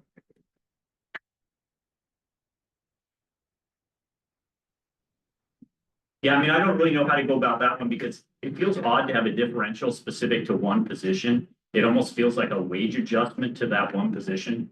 You know what I mean? Like to call out a differential, but it only applies to one job in our entire unit. Well, I don't know how many jobs do graveyard shift. We couldn't think of any other ones no that. job in this district that works overnight hours. Yeah, But that's also something in your control. The district picks what the shifts are. So you could potentially assign a custodian to work graveyard shift. I don't know why you do that, but yeah.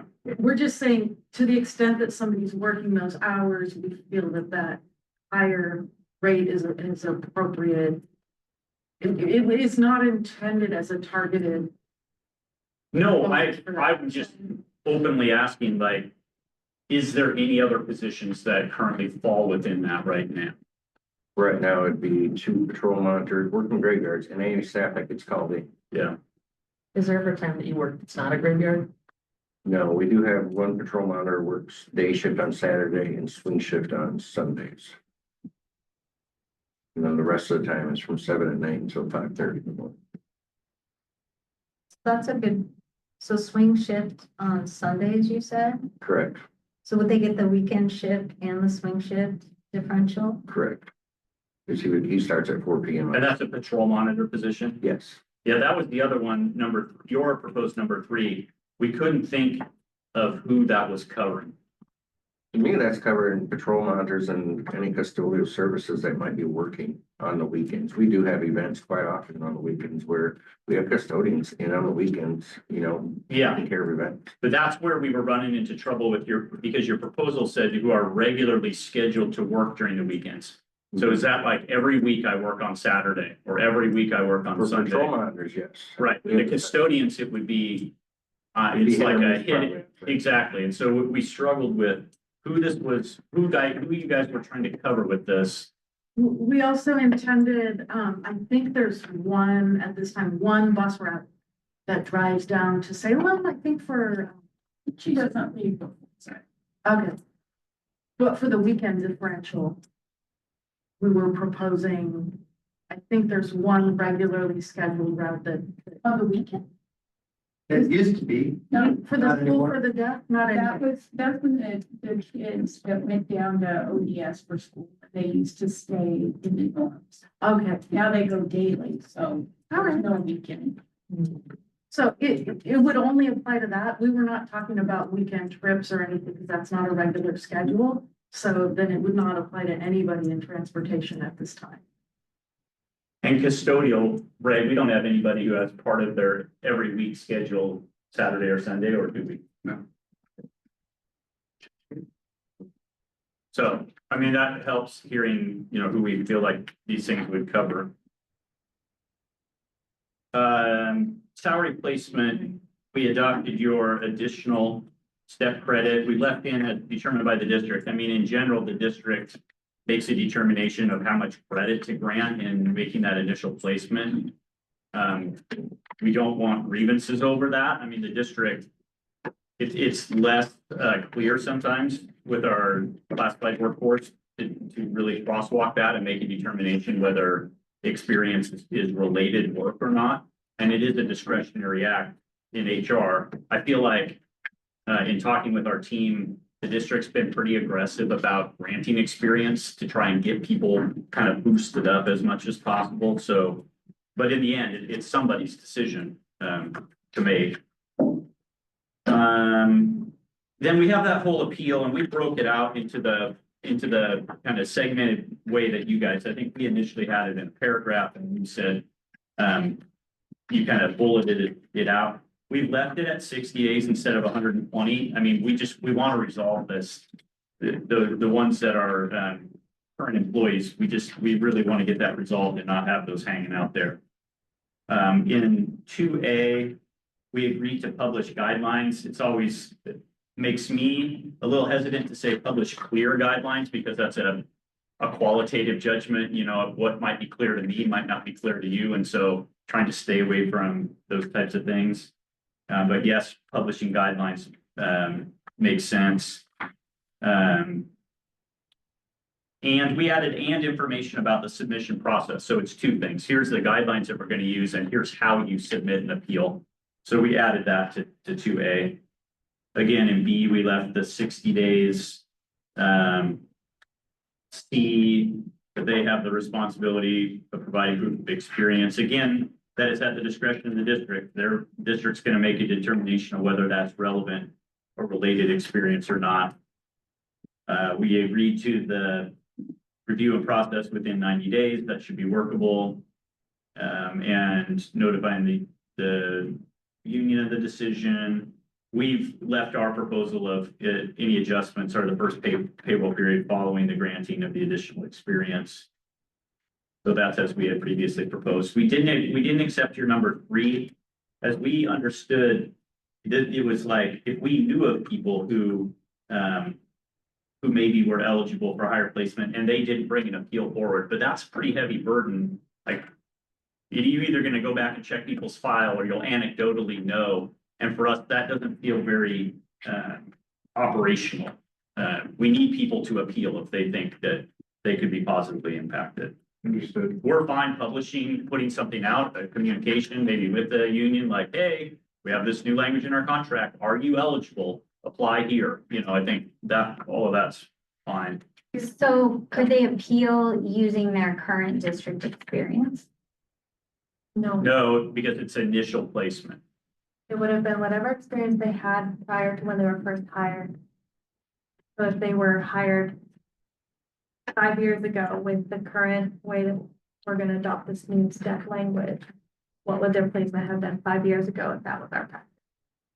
So So, no, they cannot just. So say if that. they were to quit their jobs and apply today, they would be placed higher. yeah, But having applied 6 years ago and worked here for 6 years, they're placed at a lower spot on the salary schedule. Yeah. And we're okay with that. Are you thinking of somebody who's changed jobs? No. within No, the we're district? thinking of our custodians. But help me, I might just not be connecting the dots, because it feels like they'll have gotten the benefit of their years of experience with the district because they've advanced a step each year. No, no, No, I have How? friends who, whenever we've been here 8 years, we're at the 6th step because we froze steps or we dropped steps or added steps or whatever. So it, with their adjustment means that they're on 6 now when they would have been on 8. so because of the basically, freezing yeah, adjustment. you're forcing people to quit. But that wasn't based on their initial placement. No, Or- but if somebody else comes in today that's been working outside the district for 8 years, you come in, they come in with 8 years of experience, even though we have the same experience. I'm on step 6, they're on step 8. That's not equal. Well, we have a current custodial MOU that's placing the starting rate at step 4, and everyone else was adjusted already with that process of that MOU, so I think that's something to consider. I'm as talking well. about admin support. Yeah, for the first example of custodial. Okay. Yeah. yeah. Well, not everyone was adjusted, so I think that's kind of where the rub is. And Yeah, also, if they were adjusted, then what were they adjusted from, right? So if you said, we're gonna bring people in at step 4, so we're gonna give you a bump, but they would have been adjusted more if that previous freeze hadn't happened, right? If they, I'm sorry, when did the freeze It occur? was a couple of years ago, because I was held back 2 steps, I should be. No, we around just dropped step 8. off a bottom step. Nobody didn't get the Right. step. People still But you move. just didn't, you barely moved.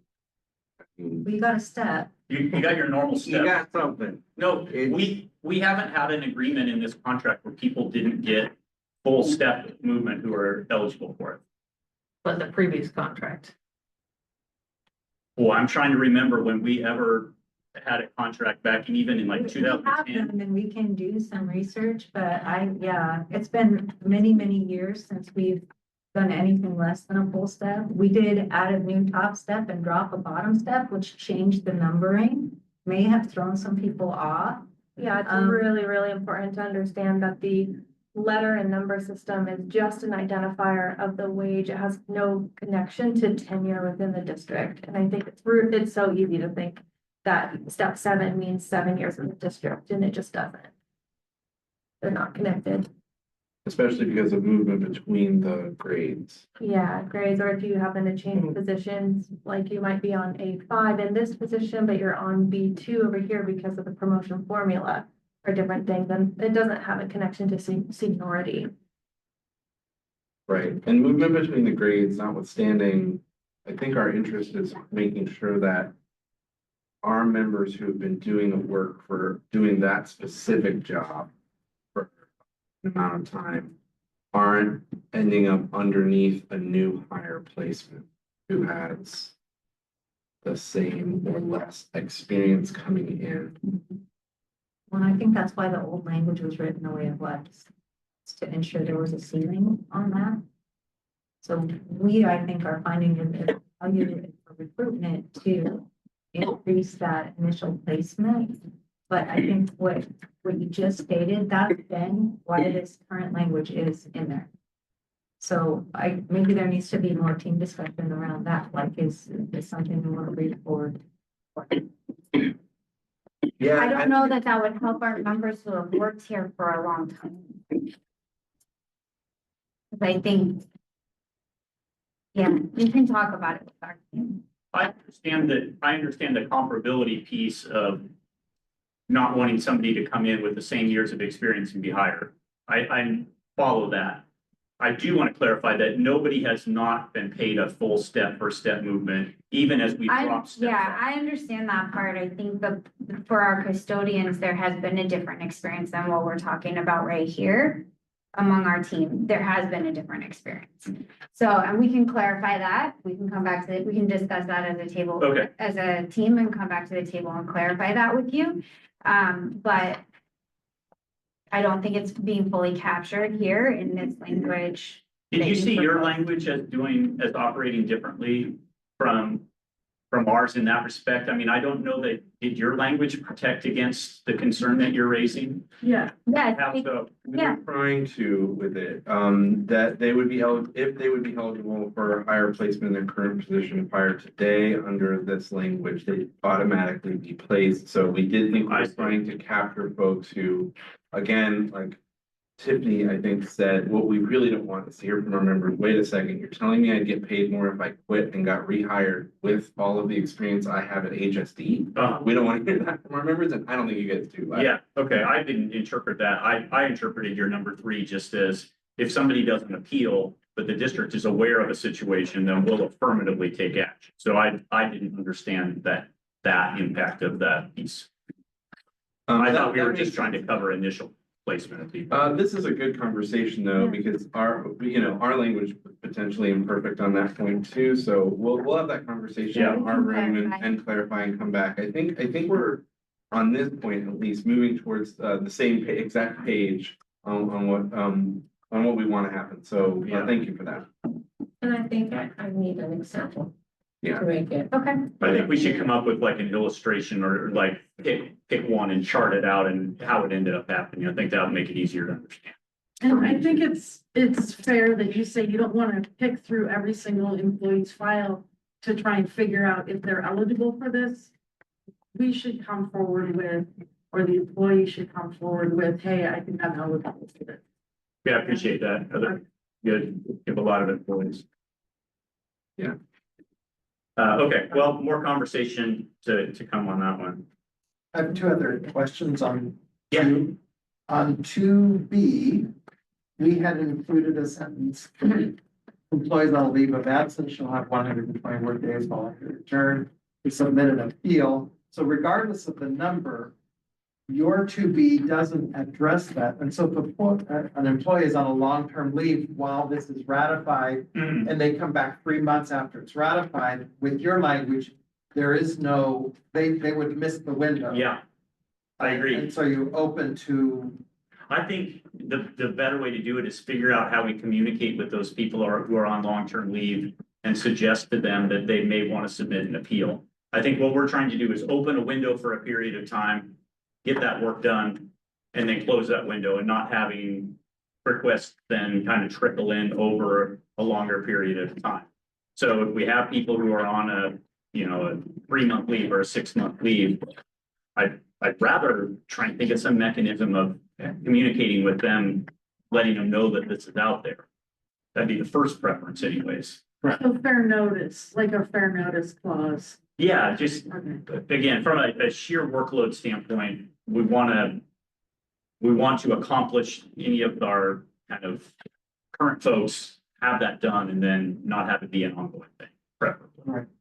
Is there a priority amongst your team around if you want the one window to rule them all or the specific 60 days? I don't know. Hannah, because It's my work. so. I mean, it seems so, at least somewhat compelling that you're kind of like, we want this to open, we're gonna do all the work and then be completed. We were obviously looking to make sure that our folks who, might not be in the loop as much. But certainly we could work with you to make sure that folks who are on leave, it can't be that many people are get extra notification or a phone call or something like that. It just would be good to know kind of if you want us, when in our conversations, to prioritize your intention around specifically 60-day window. Yeah. Or there just being one window that it's open, it's closed and done.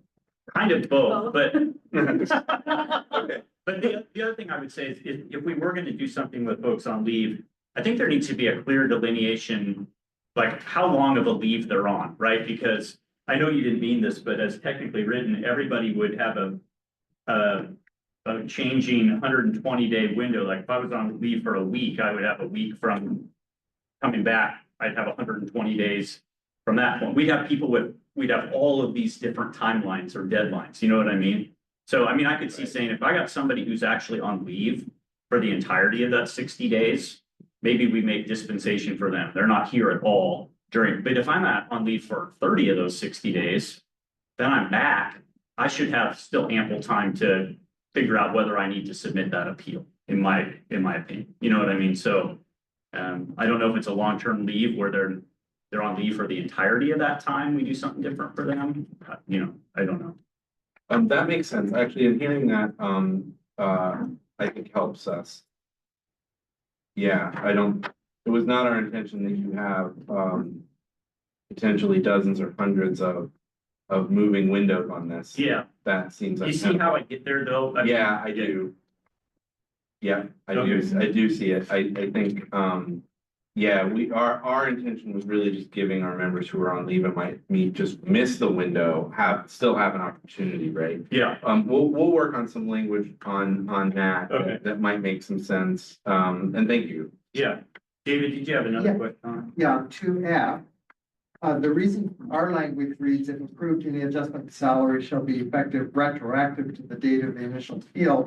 And the rationale behind that was if there's, say, 200 or 300 people that apply, obviously that needs to be handled in some kind of order. And the ones who get approved early on would, with your language, would start getting the higher salary sooner. But then some folks, depending on the load and how much research is required, it might be a month or 2 months or 3 months out.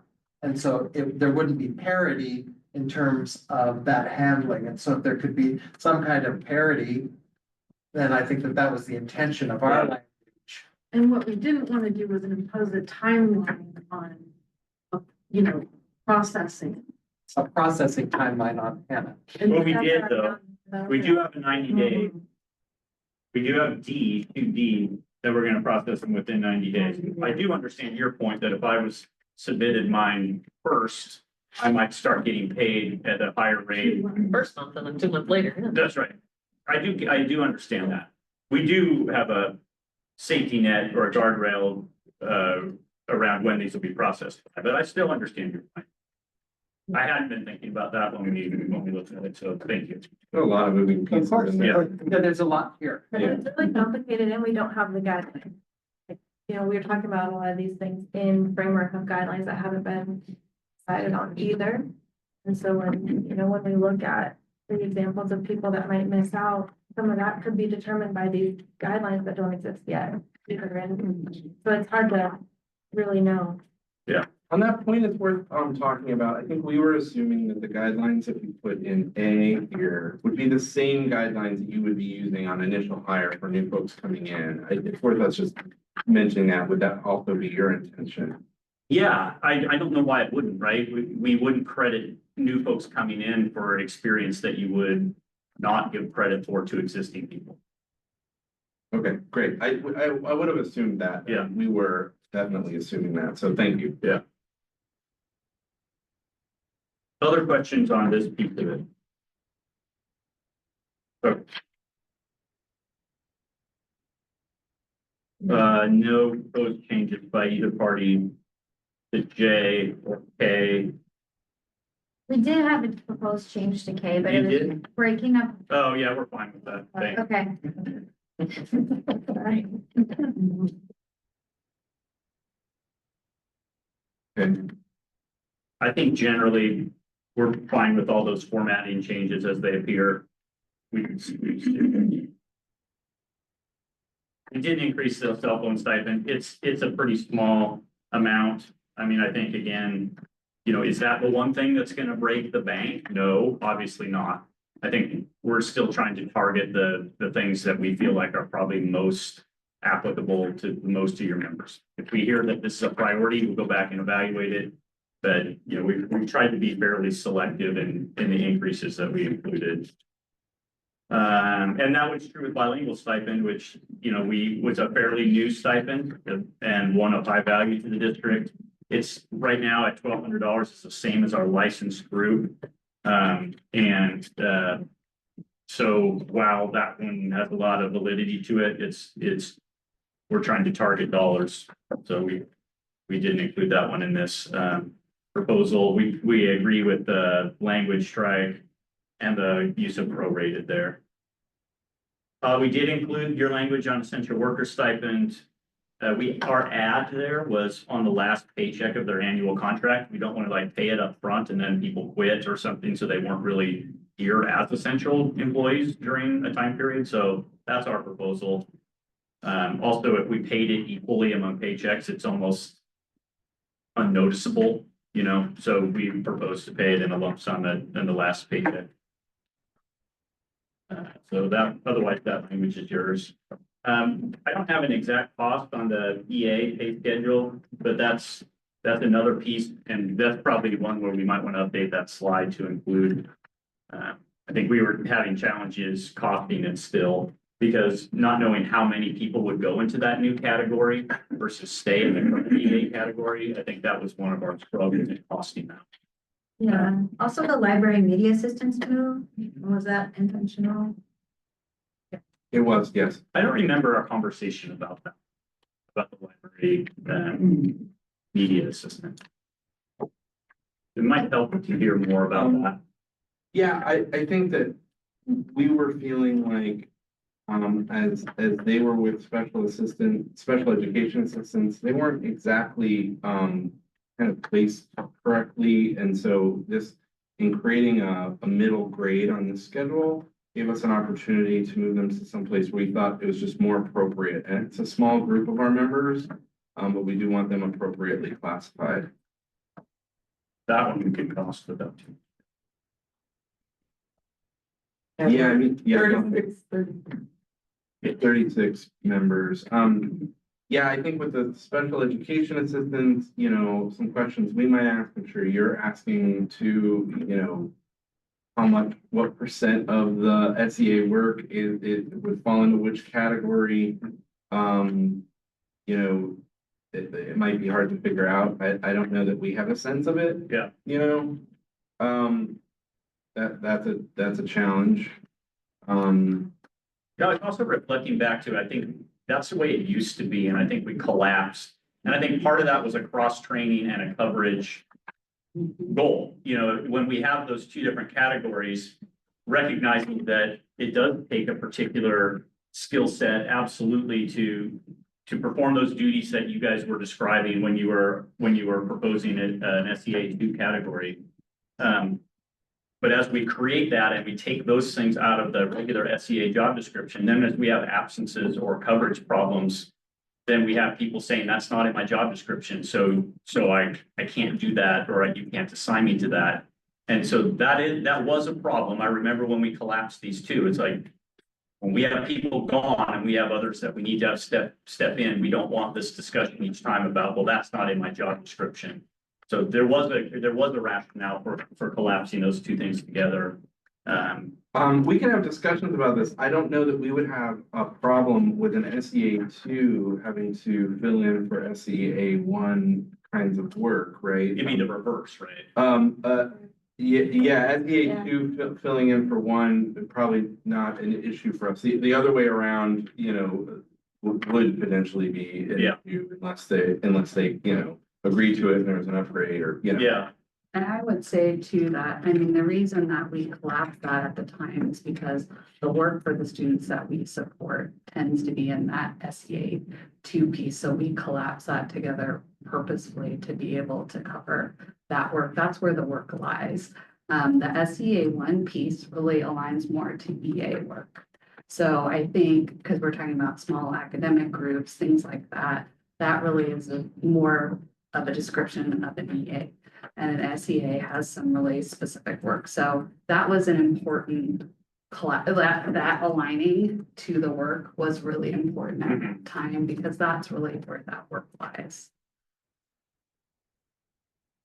I mean, I think That's where that we need that work to be. the cost impact would probably be that the district would staff far more people at the SEA 2 level than they would at the SEA 1 level, just to ensure there was adequate coverage. You know what I mean? So our fallback would be almost to make everybody just an SEA 2.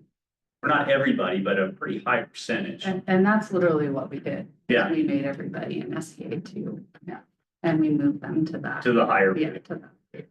Yeah. We do, as we talk to our members, we do have an interest in it being somewhat delineated in that there are folks who really do want to do what we would describe as SEA 2 work. and have a passion for that work.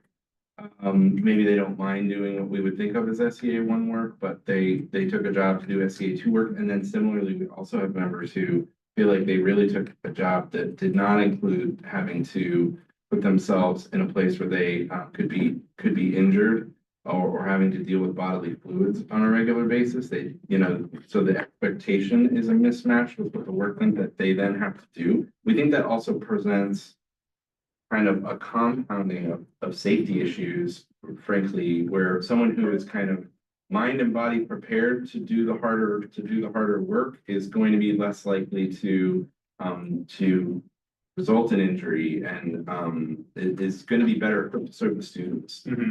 I definitely hear that because I think we all have our own personal tolerances for the type of work we can do, right? And so I absolutely hear that.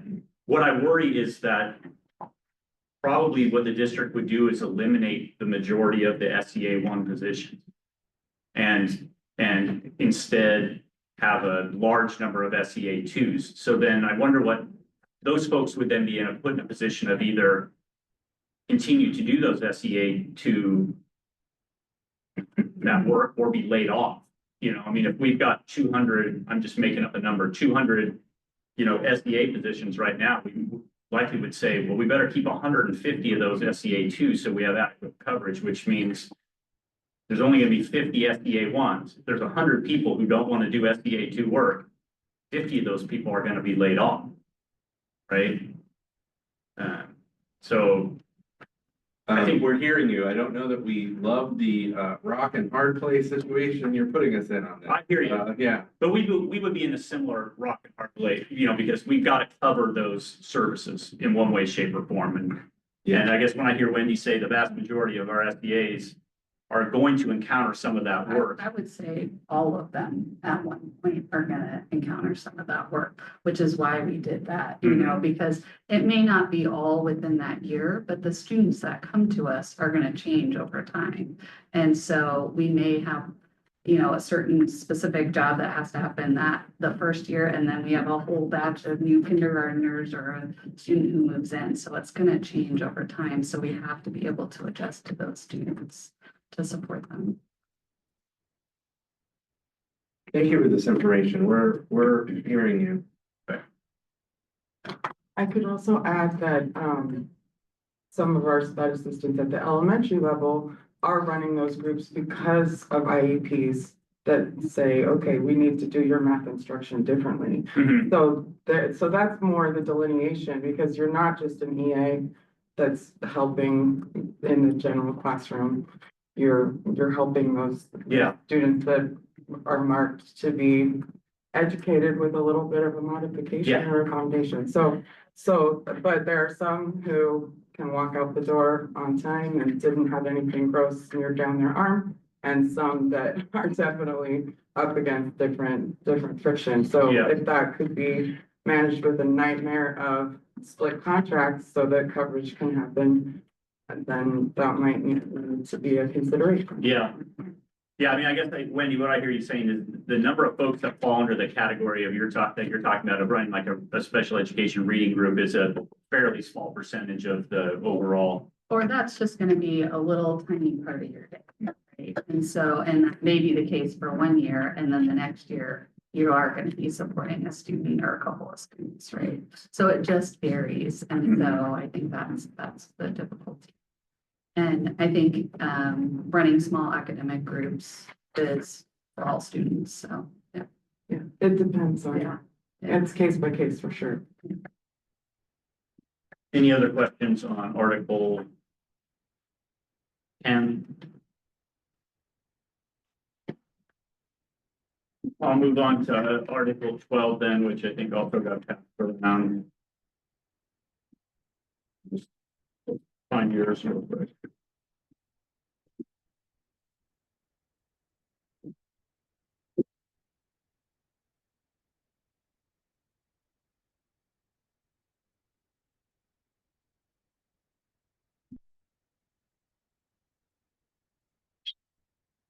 Okay. I guess on a positive note, our proposed caps are the same, so there's not much to discuss in section A. Or on the remainder of the page.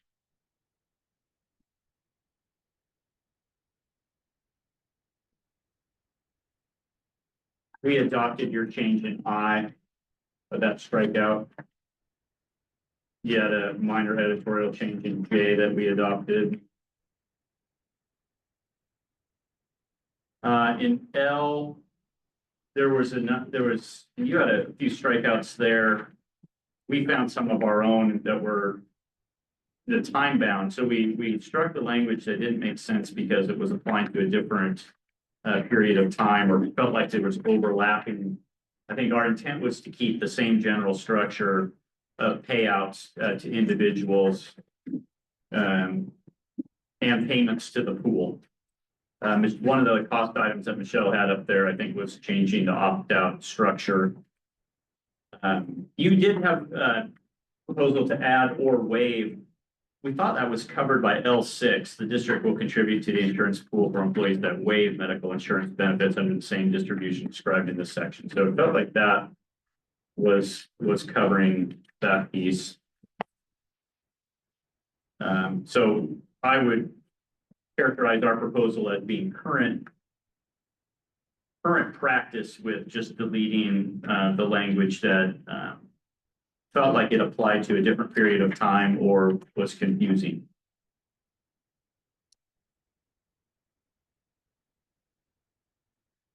Yeah. Yeah, processing through.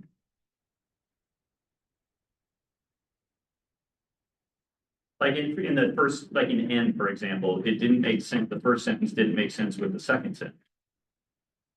Employees working 6 hours per day or more are going to get $200 a month. The next sentence says employees working 6 hours per day or more who opt out will receive $250 per month. That's because it was starting in 23-24. Right, but It was the in first, third year. yeah, but as it reads, yeah, I see what you're saying because it says beginning in 23. Yeah, it was a 25. So that sentence maybe should have began with beginning in 20. Yeah. Or for clarity's sake, that's fine. Yeah. A similar problem down in O, where the beginning of in 2023-24 is at the end, so I think it was confusing. Same problem. So we weren't proposing to take anything away there, just clean that up. Yeah. Would you be open to our chart?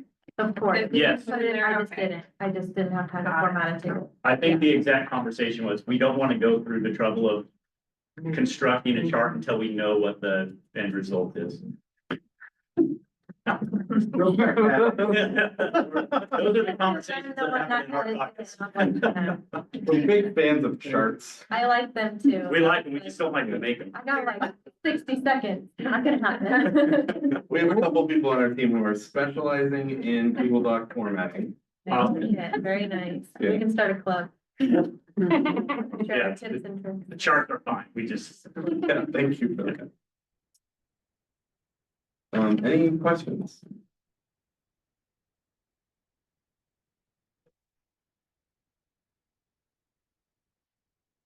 Okay.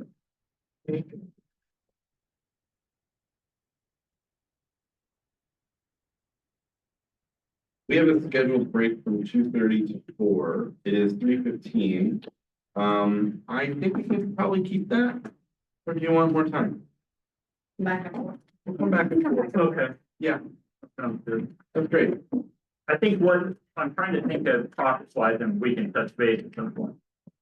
The struggle I'm gonna see with us getting back to you on leaves is that we're not prepared with an Article 19 proposal, counter proposal. And you have a piece of your leaves article that's tied to Article 19. And so while there's not, I think we're resolving most of our differences in leaves. There's that outstanding piece. There's that outstanding piece, so I don't know that we will have a response for you on leaves after the caucus.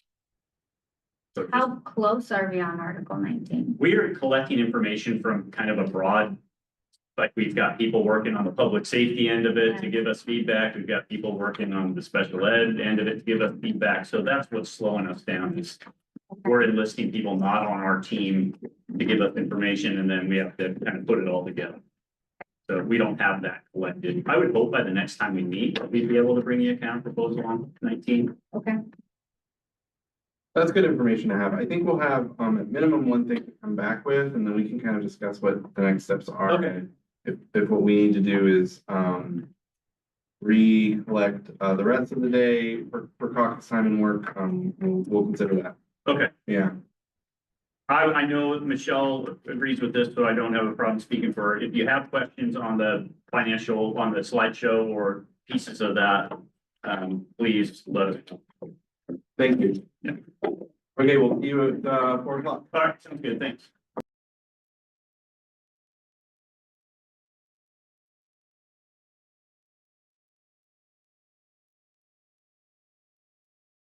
Okay.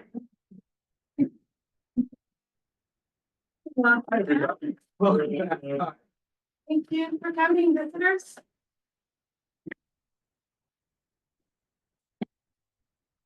We do not have anything to bring back.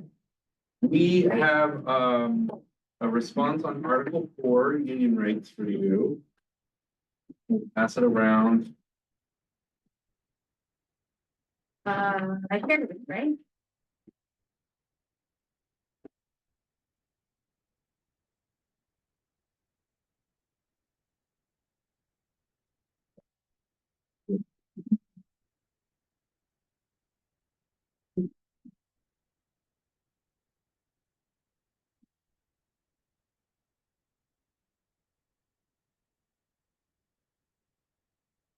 I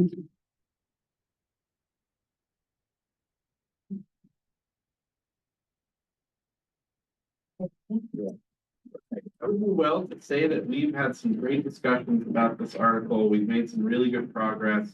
We've worked collaboratively to solve some of the challenges that I think both teams were seeking to meet here.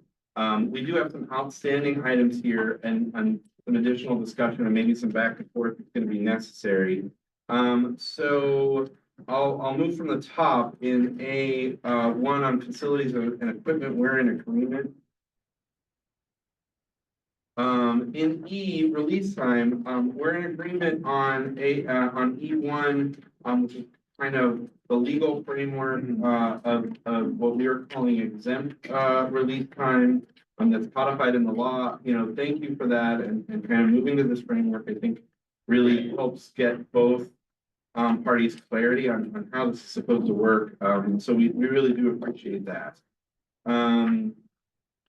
In E2, we're in agreement on this language as well. We do like this process of mutuality to review this stuff and address any issues that either party might have. We have reinserted this language in E3. I'm going to talk about it briefly. We've got a couple of other team members who are going to talk about their experience of this. It's important that I say that we are not married to this specific language, but we're going to kind of describe to you some of the challenges we've had and what our intention, what it is that we're looking to do here with this language. And again, the language reads, for the purposes of calculating benefits and overtime, time spent on union release activity shall be considered hours worked. So when we go to recruit union leaders, especially those who are elected members of our board, there is an expectation that those folks are going to put in some of their own time, some volunteer time, and all of our union leaders put in volunteer time. But when those leaders are looking to do union activity with release time, there is not an expectation that should negatively impact their compensation. And it is negatively impacting their compensation. And it's doing so such that union activity is actually benefiting the district in that you're able to save money in certain situations where our members have decided to step up into leadership positions, either to be on this bargaining team or to serve some other function of our union. So, we want to have a conversation with you about it. We understand that you might have some interests around wanting this to not be expansive or something that you can't control. We want to be clear that union release time is release from work scheduled time. That is time that you, the district, has scheduled for them to work. It's not exactly something that we can control. We do not imagine there be any circumstances in which union release time pushes someone into overtime if they were not already scheduled to go into overtime. That is not something we imagine. It's not our intention. Having said that and framed that, I want to turn the floor over to David, who has a presentation on this, and we'll have a few other members who will speak to this. Thank you, Nathaniel. Yeah. So just a little background on this to bring everybody up to speed, including all of our guests. Thank you for being here. So this doesn't begin just with this bargaining team. When I first joined the bargaining team and started in, I noticed on my pay schedule, slip, that I wasn't getting overtime. And that surprised me. And so I talked to my union leadership about it. And I went back and into my emails and recalled in 2016 when we had talked with the district team and agreed with the district team that, and the district team agreed with us that that the union release for bargaining, both bargaining at the table and bargaining prep, would be counted as hours worked. And so began a conversation with Marta. And Marta, thank you so much for the weeks and months of phone calls, Zoom calls, emails, in-person meetings. I began a conversation with Marta to bring her up to speed as to what we did in 2016, and that we had this agreement. And I had just assumed that that agreement had carried forward for the last 8 years. And so when there wasn't overtime pay, I thought, well, that's a surprise.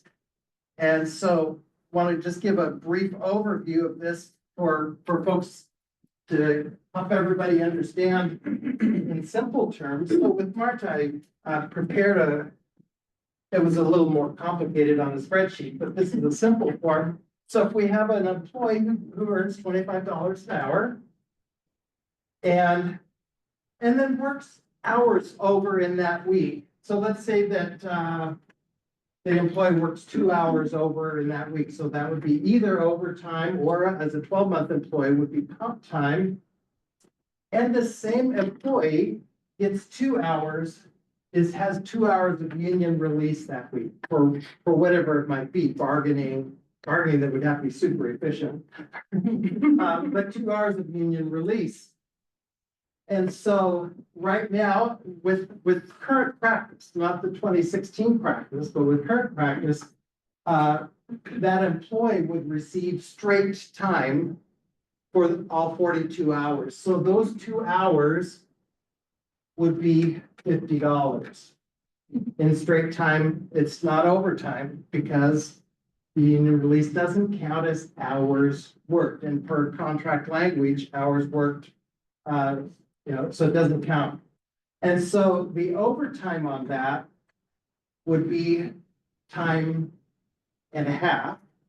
And so there would be $25 of overtime for that the employee isn't receiving for that week.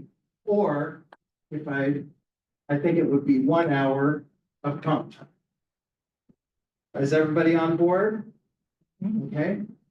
So the employee isn't getting that. So then if you put that over 4 weeks, 4 weeks of pay, it would be 200 straight time, but missing out on $100 of overtime or 4 hours of comp time.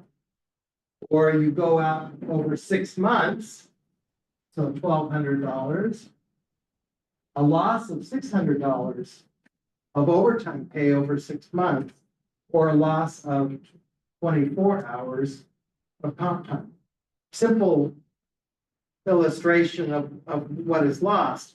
And the effect of this is that that the employee, and as Nathaniel rightly pointed out, the union release can only be for hours already worked or previously scheduled.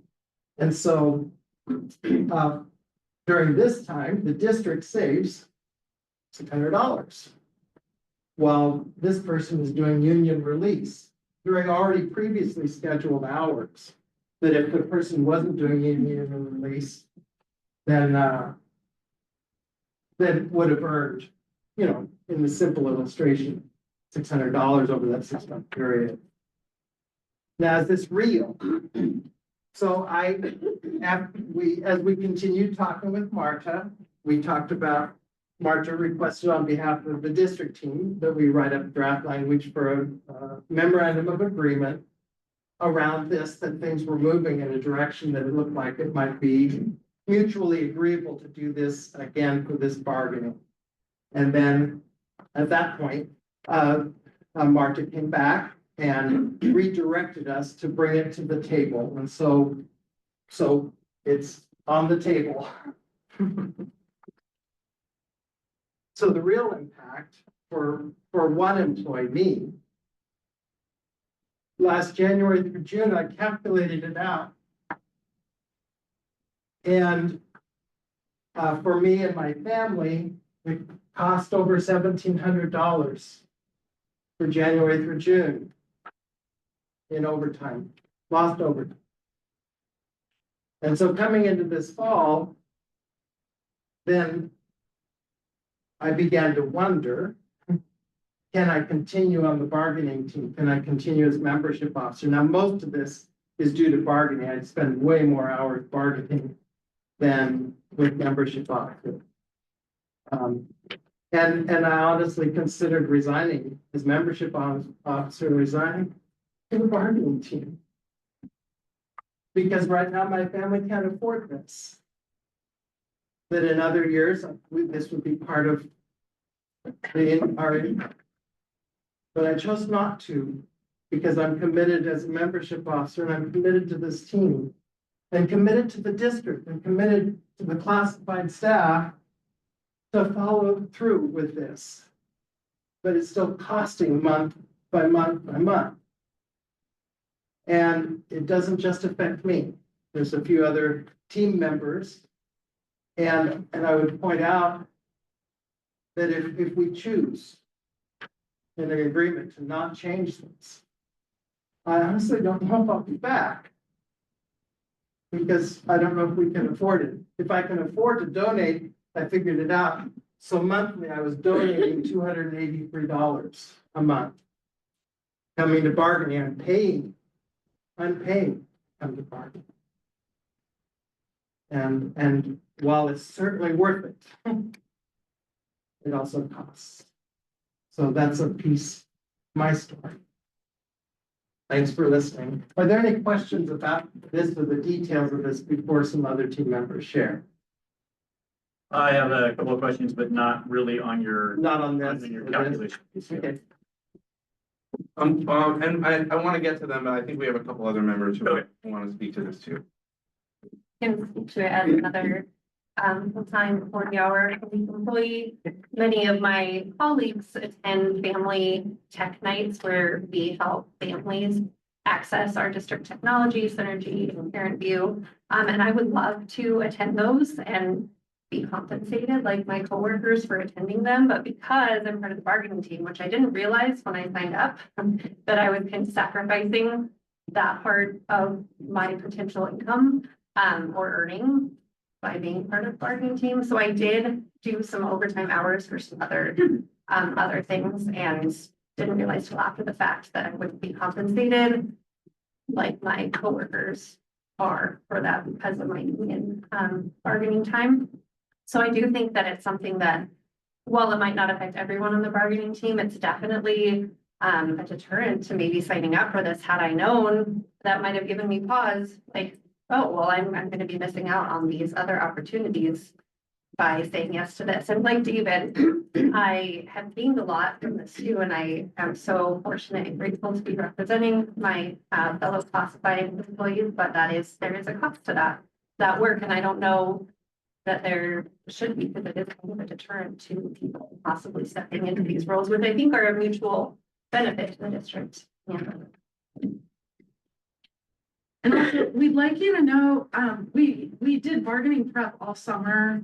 Most of us are not 12-month employees. It was all, like, everyone wasn't there every single day, but we did a lot of work over the summer. And that was all volunteer time, except for those few people that might have needed, a few hours here and there to do that during their scheduled work hours. We had board meetings. Those are during my midday break, David's midday break. Those are not work hours. We're not putting in for release time for that. We volunteer a lot of hours to help the district function more smoothly and resolve member issues and help people with representation and carry out business that also I believe mutually benefits the district. And some of the things that have pushed me into overtime, for example, this year, there were some students stranded at a school that needed a ride home, and they put out an all call through dispatch, and I volunteered. I didn't really even think twice, but that's overtime. And the things that we're doing are valuable to the district, to the children, to the parents, to everybody. In fact, the counselor of the chess team, or the coach of the chess team is here. I was glad to see her here. We drove the chess team home, and I didn't think twice, oh, I'm not gonna get overtime pay for this, but then there are trips that need to happen. We have a shortage of bus drivers, and it's not just about the money. It's not about the money really at all. We kind of run ourselves ragged. I know that one of our bargaining officer sometimes works all day bargaining and then works the same night until very late at night at the board meeting. And that's a really long day.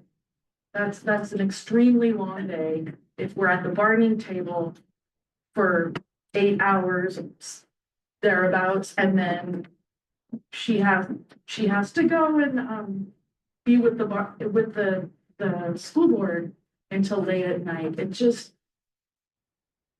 we'll be running ourselves ragged, and it just seems like it's a barrier for people to participate in this process. And also, David has done a lot of work for us. He's really good at math, which I am not. Like, he's got a head for figures, and he's really helped us visualize how, like, different pay scales and different numbers of people. And he just is really good at all the things to do with statistics, numbers.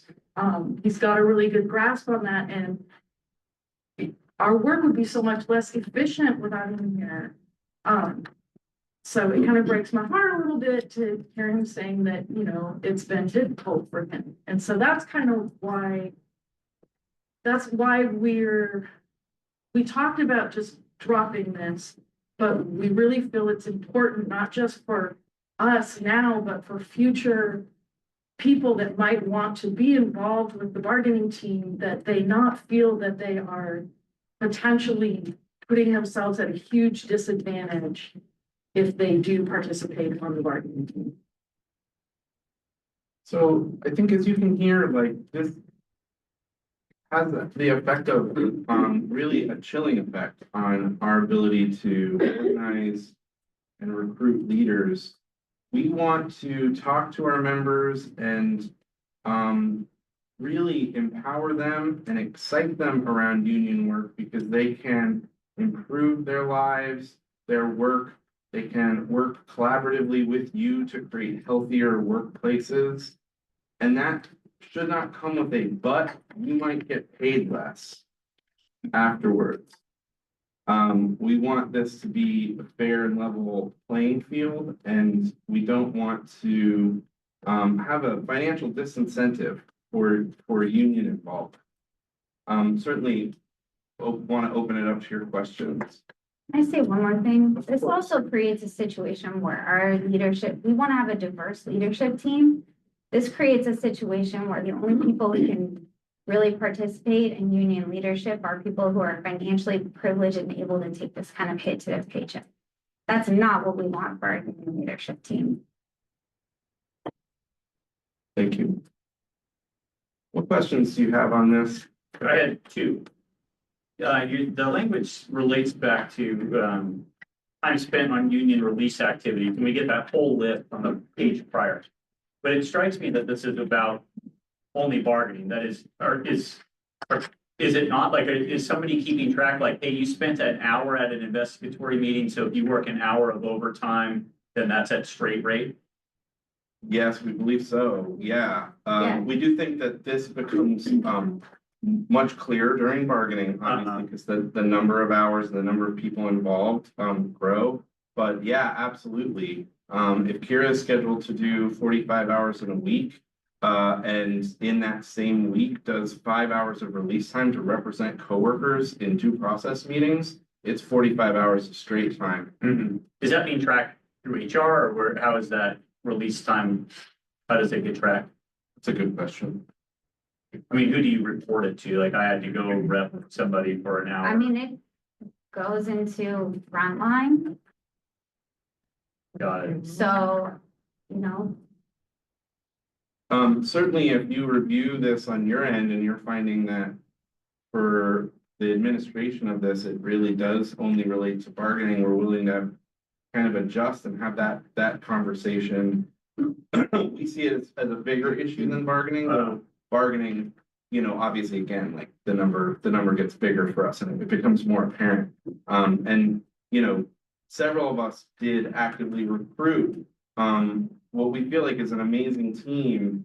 And even ourselves did not realize that we, you know, I would have liked to have told some members that this could have negatively impacted their compensation. So that they could make an informed decision, and we did not know, and some part of that is on us, but we don't even want to be in that situation. Thanks. Second question, I'm just trying to understand how your language would be applied. If, let's say, a 40-hour-a-week employee, let's say we had an evening bargaining session, 5 to 9, would they gain 4 hours of overtime for that week? If it would depend on the ground rules in bargaining, from this, no, if it's not time that they're working straight from this plain read of the language we're proposing. Yeah. Just like we had a mixture of 12-month and not 12-month employees who were doing bargaining prep during the summer. Well, the 12-month employees did need to take union release time to do that, but the folks who are not 12-month employees were using their volunteer time. Similarly, if you're going to schedule, if we're going to, by mutual agreement, schedule a bargaining session from 5 to 9 p.m., it's only going to be release time for those who are scheduled for 5 to 9 p.m., unless we have a ground rule, obviously. Yeah, so as we're using release time, you were otherwise scheduled to be at work for that. So today is a good example of, I don't know who has a 9 to 5 shift here, but we're going to schedule to 6. I was curious whether somebody would pick up an hour of overtime, you know, by virtue of that. No. Got it. And specific to your question, if we had an evening custodian who worked a swing shift. Yeah. And was on the bargaining team, then for that custodian, that 5 to 9 bargaining would be during that custodian's regularly scheduled work hours, it would be release time. I do think we have a ground rule. It's worth just mentioning that I do think we have a ground rule that in this particular session that interplays with this, that you might also look at, that could, you know, answer partly your question. But as far as our intentions in the plain read of this language, it would only work for time schedule. At this time, what it is, I believe, is that the bargaining this time does not affect, what we're bargaining to, does not affect the overtime. It's the other stuff, the prep time or anything like that, that's not counted as work hours. But this, I think should, because that's what payroll has, when our days of bargaining are, and those are counted. And as I looked at my time sheets from January through June, bargaining times didn't count for, these times didn't count for, these times didn't count as hours for each. Same for me as well. So if that's an instruction to payroll, then at least for me, it didn't get applied. So the point is that hours that are worked beyond 40 in a week that otherwise would have been paid overtime are being offset by time that was Yes, used for union Yes. release time. they're being Yeah. pushed into a straight time calculation. If Tiffany is working 9-hour days, 5 days been scheduled for that, for 45 hours, but Mhm. does 5 hours of release time. Instead of getting 5 hours of time and a half, it's just It's 5 straight. hours straight. Okay. And that's not just for bargaining, that's for these other It could activities. be for a labor management meeting, it could be for a representation meeting, Oh. it could be for other exempt union work that you would be pushed out of that overtime status. Got it. And So like, for our leadership team, they're almost always pushed out of their overtime status because they're constantly doing rep work, attending labor management Mhm. meetings, in bargaining. I mean, they're constantly doing this work. Right. And a lot of that work is in the hands of our administrators because we're not setting representation. Yeah. Right? We're not setting labor management meeting. I mean, those are mutually set, right? Sure. But we don't control when those happen. So essentially, all of this is out of our hands, whether or not we get the right to get our overtime pay or not is in your hands. There's only an impact in a week where you get scheduled for what would have otherwise been overtime. Like if you're just going about your That's normal correct. schedule, I'm a 40-hour-a-week employee, I got 40 hours this week, 40 hours next week. No impact. No That's impact. correct. That's right. It's Right. only when you have like an evening, there's a technology event or something like that, or you have board meetings, I know. Correct. Those That's are exactly correct. It is worth mentioning that in some situations, there's kind of opt-in overtime. Jessica had opportunities, and so that is also affecting the district in a Mhm. negative way, we think, too. Because there are going to be members who have stepped up into union leadership, who are then gonna say, you know what, I could go do this thing, but I'm gonna get paid straight time for it. Instead of overtime like my coworkers, so you know what, I'm just not gonna do it. We don't think that's great for you either. For example, when I picked the chess team up, I was pretty close to Rosedale. We were on our way back to base. That was about a half hour, 45 minutes of overtime. You know, it was more efficient for the district to have me volunteer to do that than to send someone from somewhere else. Cover that. And the kids got home quickly. And it was Halloween. It was Halloween. And my bus is one of the last buses that comes back to the yard because of the way my route's scheduled, and so there weren't a lot of people available at that time. So again, we're open to language that you might like better. I think you're understanding our intention. If you schedule someone for 44 hours of work, we think they should get 4 hours of time and a half, regardless of how much union release time they do, for what purpose that union release time is. Mhm. That's our intention. That's the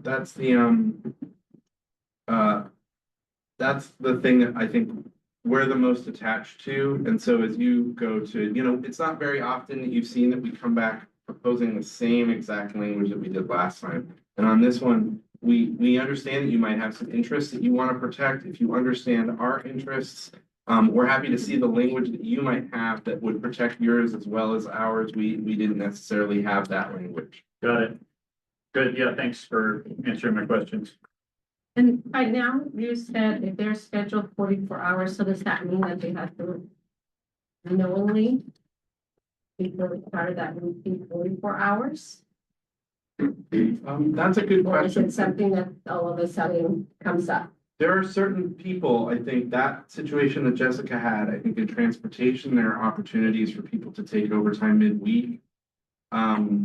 In that would push them into overtime if it were not for their union activity. We still think it should put them into the same amount of overtime. I mean, I don't think, and I don't think it's the district's intention that it be saving money due to union activity, and that is kind of how we're seeing this play out. And personally, I don't see an option here for us to get comp time. I don't know if it's kind of assumed when it says calculating benefits and overtime, but I don't necessarily want money. If I worked 45 minutes of overtime, then I could maybe take 45-minute longer lunch on a day when my schedule permits it, then that would greatly please me. Yeah, because often on Fridays, the schedule's lighter. We don't have after-school activities on Friday. Blah, blah, blah. There are times when, I might be watching the bus. To let the bus be dirty 1 extra week. Save that 45 minutes. Yeah, those are the only 2 questions I had. So Thank you, and thank you for a good conversation on this. This has been, this is a little bit of a sticking point for us. It's been tricky for sure. Okay. Appreciate you listening. In 6, which in yours was, I believe, 5, because of the insertion of that last sentence that we were just discussing. There was some conversation on our full-time release officer. You had proposed language that said, should an officer take full-time release for a period of 4 or more consecutive years, the district may require the officer to meet current qualifications and demonstrate job duties of the position prior to reinstatement. We've shifted that. You described that as an interactive process. And so we've shifted that to codify it as an interactive process. The district will work with the officer to meet current qualifications. And then we didn't really understand what and demonstrate job duties were. We're kind of like, yeah, I mean, it makes sense that they have to meet the current qualifications. We want you to work with them on that when they go back. If there's some interest you have there in the demonstration of job duties, it's outside meeting the current qualifications, we're willing to have that conversation. I don't know that we had, I think it's just, we were trying to capture before you went back into the job, we knew you could actually do the job. And that makes sense to us in our conversation. Certainly, if we have a full-time release officer who is out for a decade or more, and there might be new technology, new processes, new things. It makes sense to us. We would like you to work with them, so that they can get back on the job. And not just say, hey, we're requiring this stuff and you don't. Bye. Right. I mean, am I correct in assuming that if we were saying to somebody, hey, in the 4 years you've been gone, we've shifted a lot around and this is how things have to operate now. There's some training. They say, I'm not interested in any of that. I don't want to go to any of that training. I mean, I'm assuming they can't come back into that job then. That's on them. If someone can't fulfill the job duties, I think that, okay. Yeah. So then what would happen to that employee? We have to find a different job for them somewhere in the organization. I mean, they're not terminated at that point. Okay. Because they've been an employee all along, they're still an employee, but yeah, I think that would be a unfortunate scenario because That would be an unfortunate scenario. I'm just trying to figure out, I mean, I think we'd have to find another spot for them in the organization. Okay. Yeah, that sounds, reasonable to us. We would hope that full-time release officer returning to the job site would not say that and would say, yeah, I'm happy to, I want them to do the work. Let's go. Yeah. In 7, so, this initial bucket was the entirety of the union release, it was 1,000 hours. In our initial proposal, we went to 750 hours. We don't know how much time this is going to be, but we do know that currently, this has not always been the case, but currently our elected board meets on release time, and it's over 250 hours that you offered in your counter proposal in a year. It's somewhere closer to 300 hours, we calculate. And so, we've come down from our initial proposal of 750 to 675. We're not inflexible on this, but we do need enough time, and we are going to have some discretionary things that we want to do at this time. So organizing and trainings are the biggest ones for us for sure, but we also would like the option of having discussions just amongst ourselves about whether or not we're going to have our board meetings during release time, which is mutually agreeable and scheduled time anyway. So we do want enough time in that bucket. Then we've added a 7C here. So there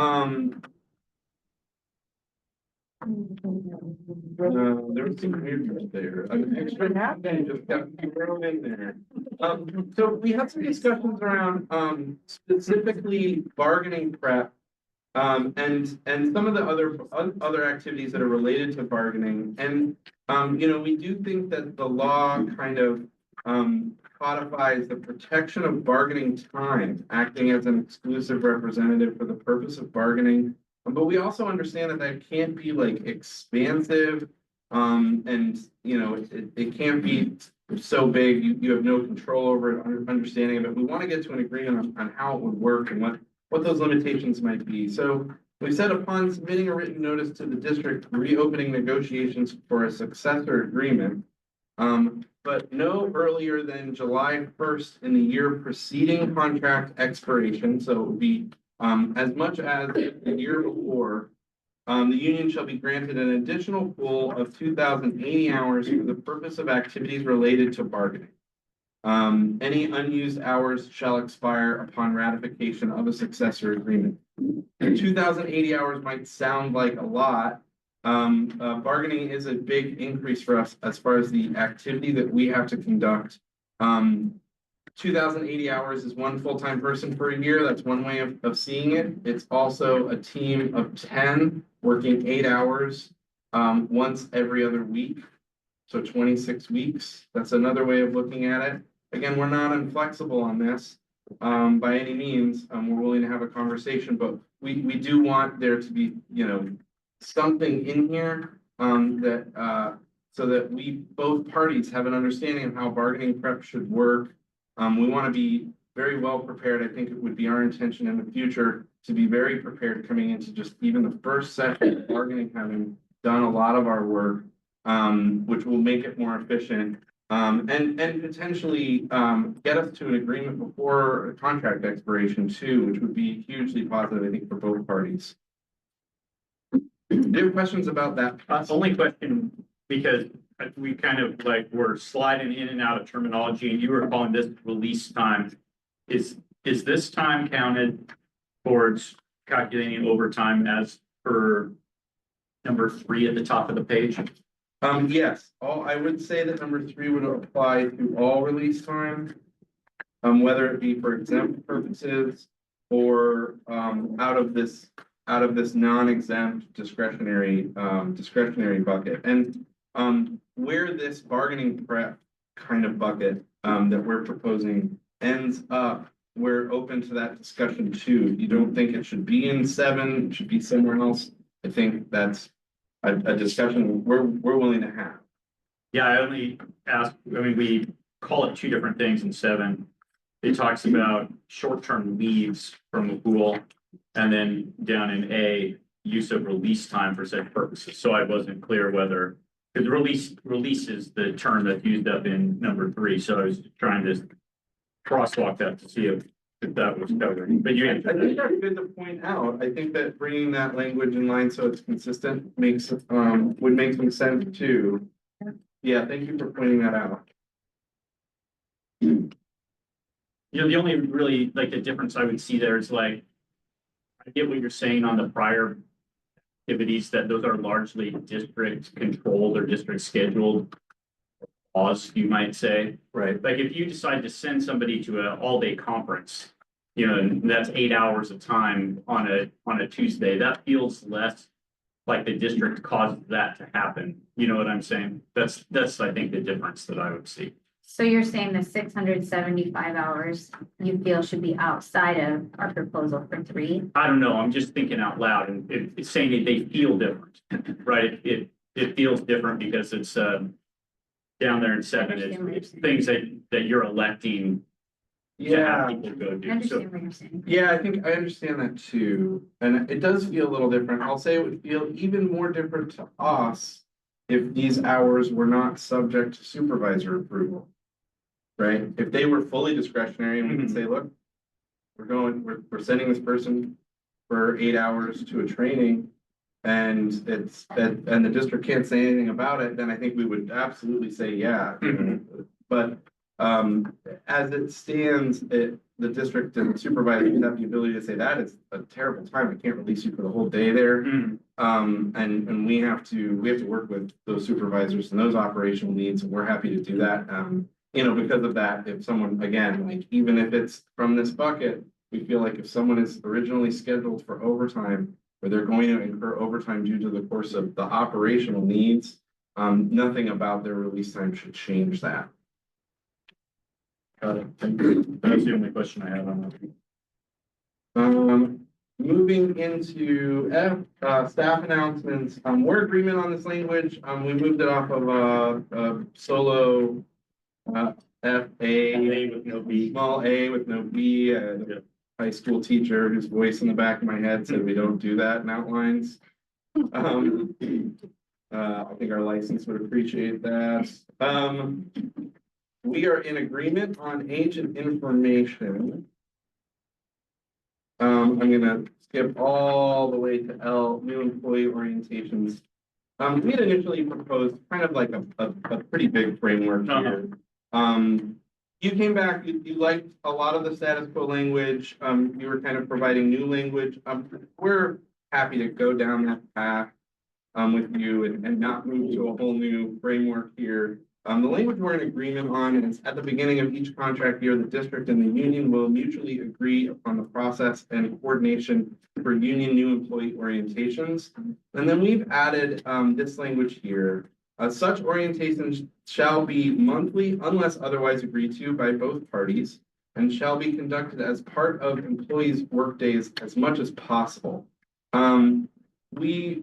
We would like them to be monthly. We think that's the best thing. It may not be, if it is the case that we agree to something else, that's absolutely fine. We don't want to, we want it in the contract because we don't want to end up in a place where these conversations at the beginning of the contract year are in a place where the district is saying, look, we only want to do 2 of these. And we're left in a place where we're like, well, we really can't force you to, to do more. We would like to have 1 a month. There might come a time where, there's a compelling reason for both parties to say, we're going to skip some months or something like that. I think we're going to remain open on doing that through a process of mutuality, but we want some regularity built into the contract there. And then being conducted as part of the employee's work days as much as possible is important to us because we want new employees. We don't want this scheduled like it's something at the very end of their workday, like you can go if you want, or you can just go home. We want folks to attend. If they have an objection to attending a union presentation, we have no problem with them not attending. But otherwise, we kind of want it to be like just built into their new employee's schedule, that it's something that they do. If they've got an issue with doing it again, they don't need to be required to attend, but we want it to be scheduled into their workday, and that is as much as possible because there are going to be situations where it might not be. Yeah, if you're having 1 a month and you set it at a certain time, you might have people who are a evening custodian or something like that. Yeah, and and if there's one like that, we're gonna do well to recruit a leader to maybe go and say hi, and we'll do that. We'll do our work for sure. What did you end up with? What was your frequency you ended up with this year? Monthly? Yeah.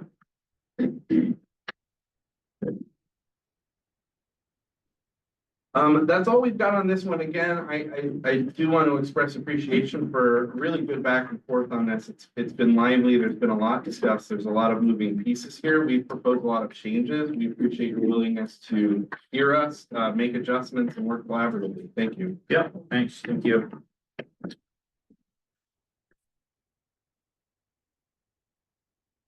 That is all we have for you today, we may be at a point, we're scheduled until 6. We have some work to do on our end and we're happy to claim this time to actually get that work done. Okay, So unless you feel like you can come back to us with something with a reasonable amount of time, we're happy to adjourn. yeah, I think that's fine. I think we'll probably go have some conversation, but unlikely to then prepare it as a written counter and bring it back in that time we have left. Excellent. So thank you for having this though after the break. Appreciate that. We do have an announcement to share as well. There was a release that came out earlier today. And I want to share with you guys in person since I'm here. In January, I will be transitioning to Portland Public Schools as their chief financial officer. So that's a release that's come out and I just wanted to be able to share that with you guys. Hopefully, be able to support this process completely to the end. It's been a journey and I've been really thankful to be a part of the process and involved with both teams. So I have a commitment to that. Just want to share that with you. And, yeah, just great appreciation. Congratulations. We tried to talk around it, so.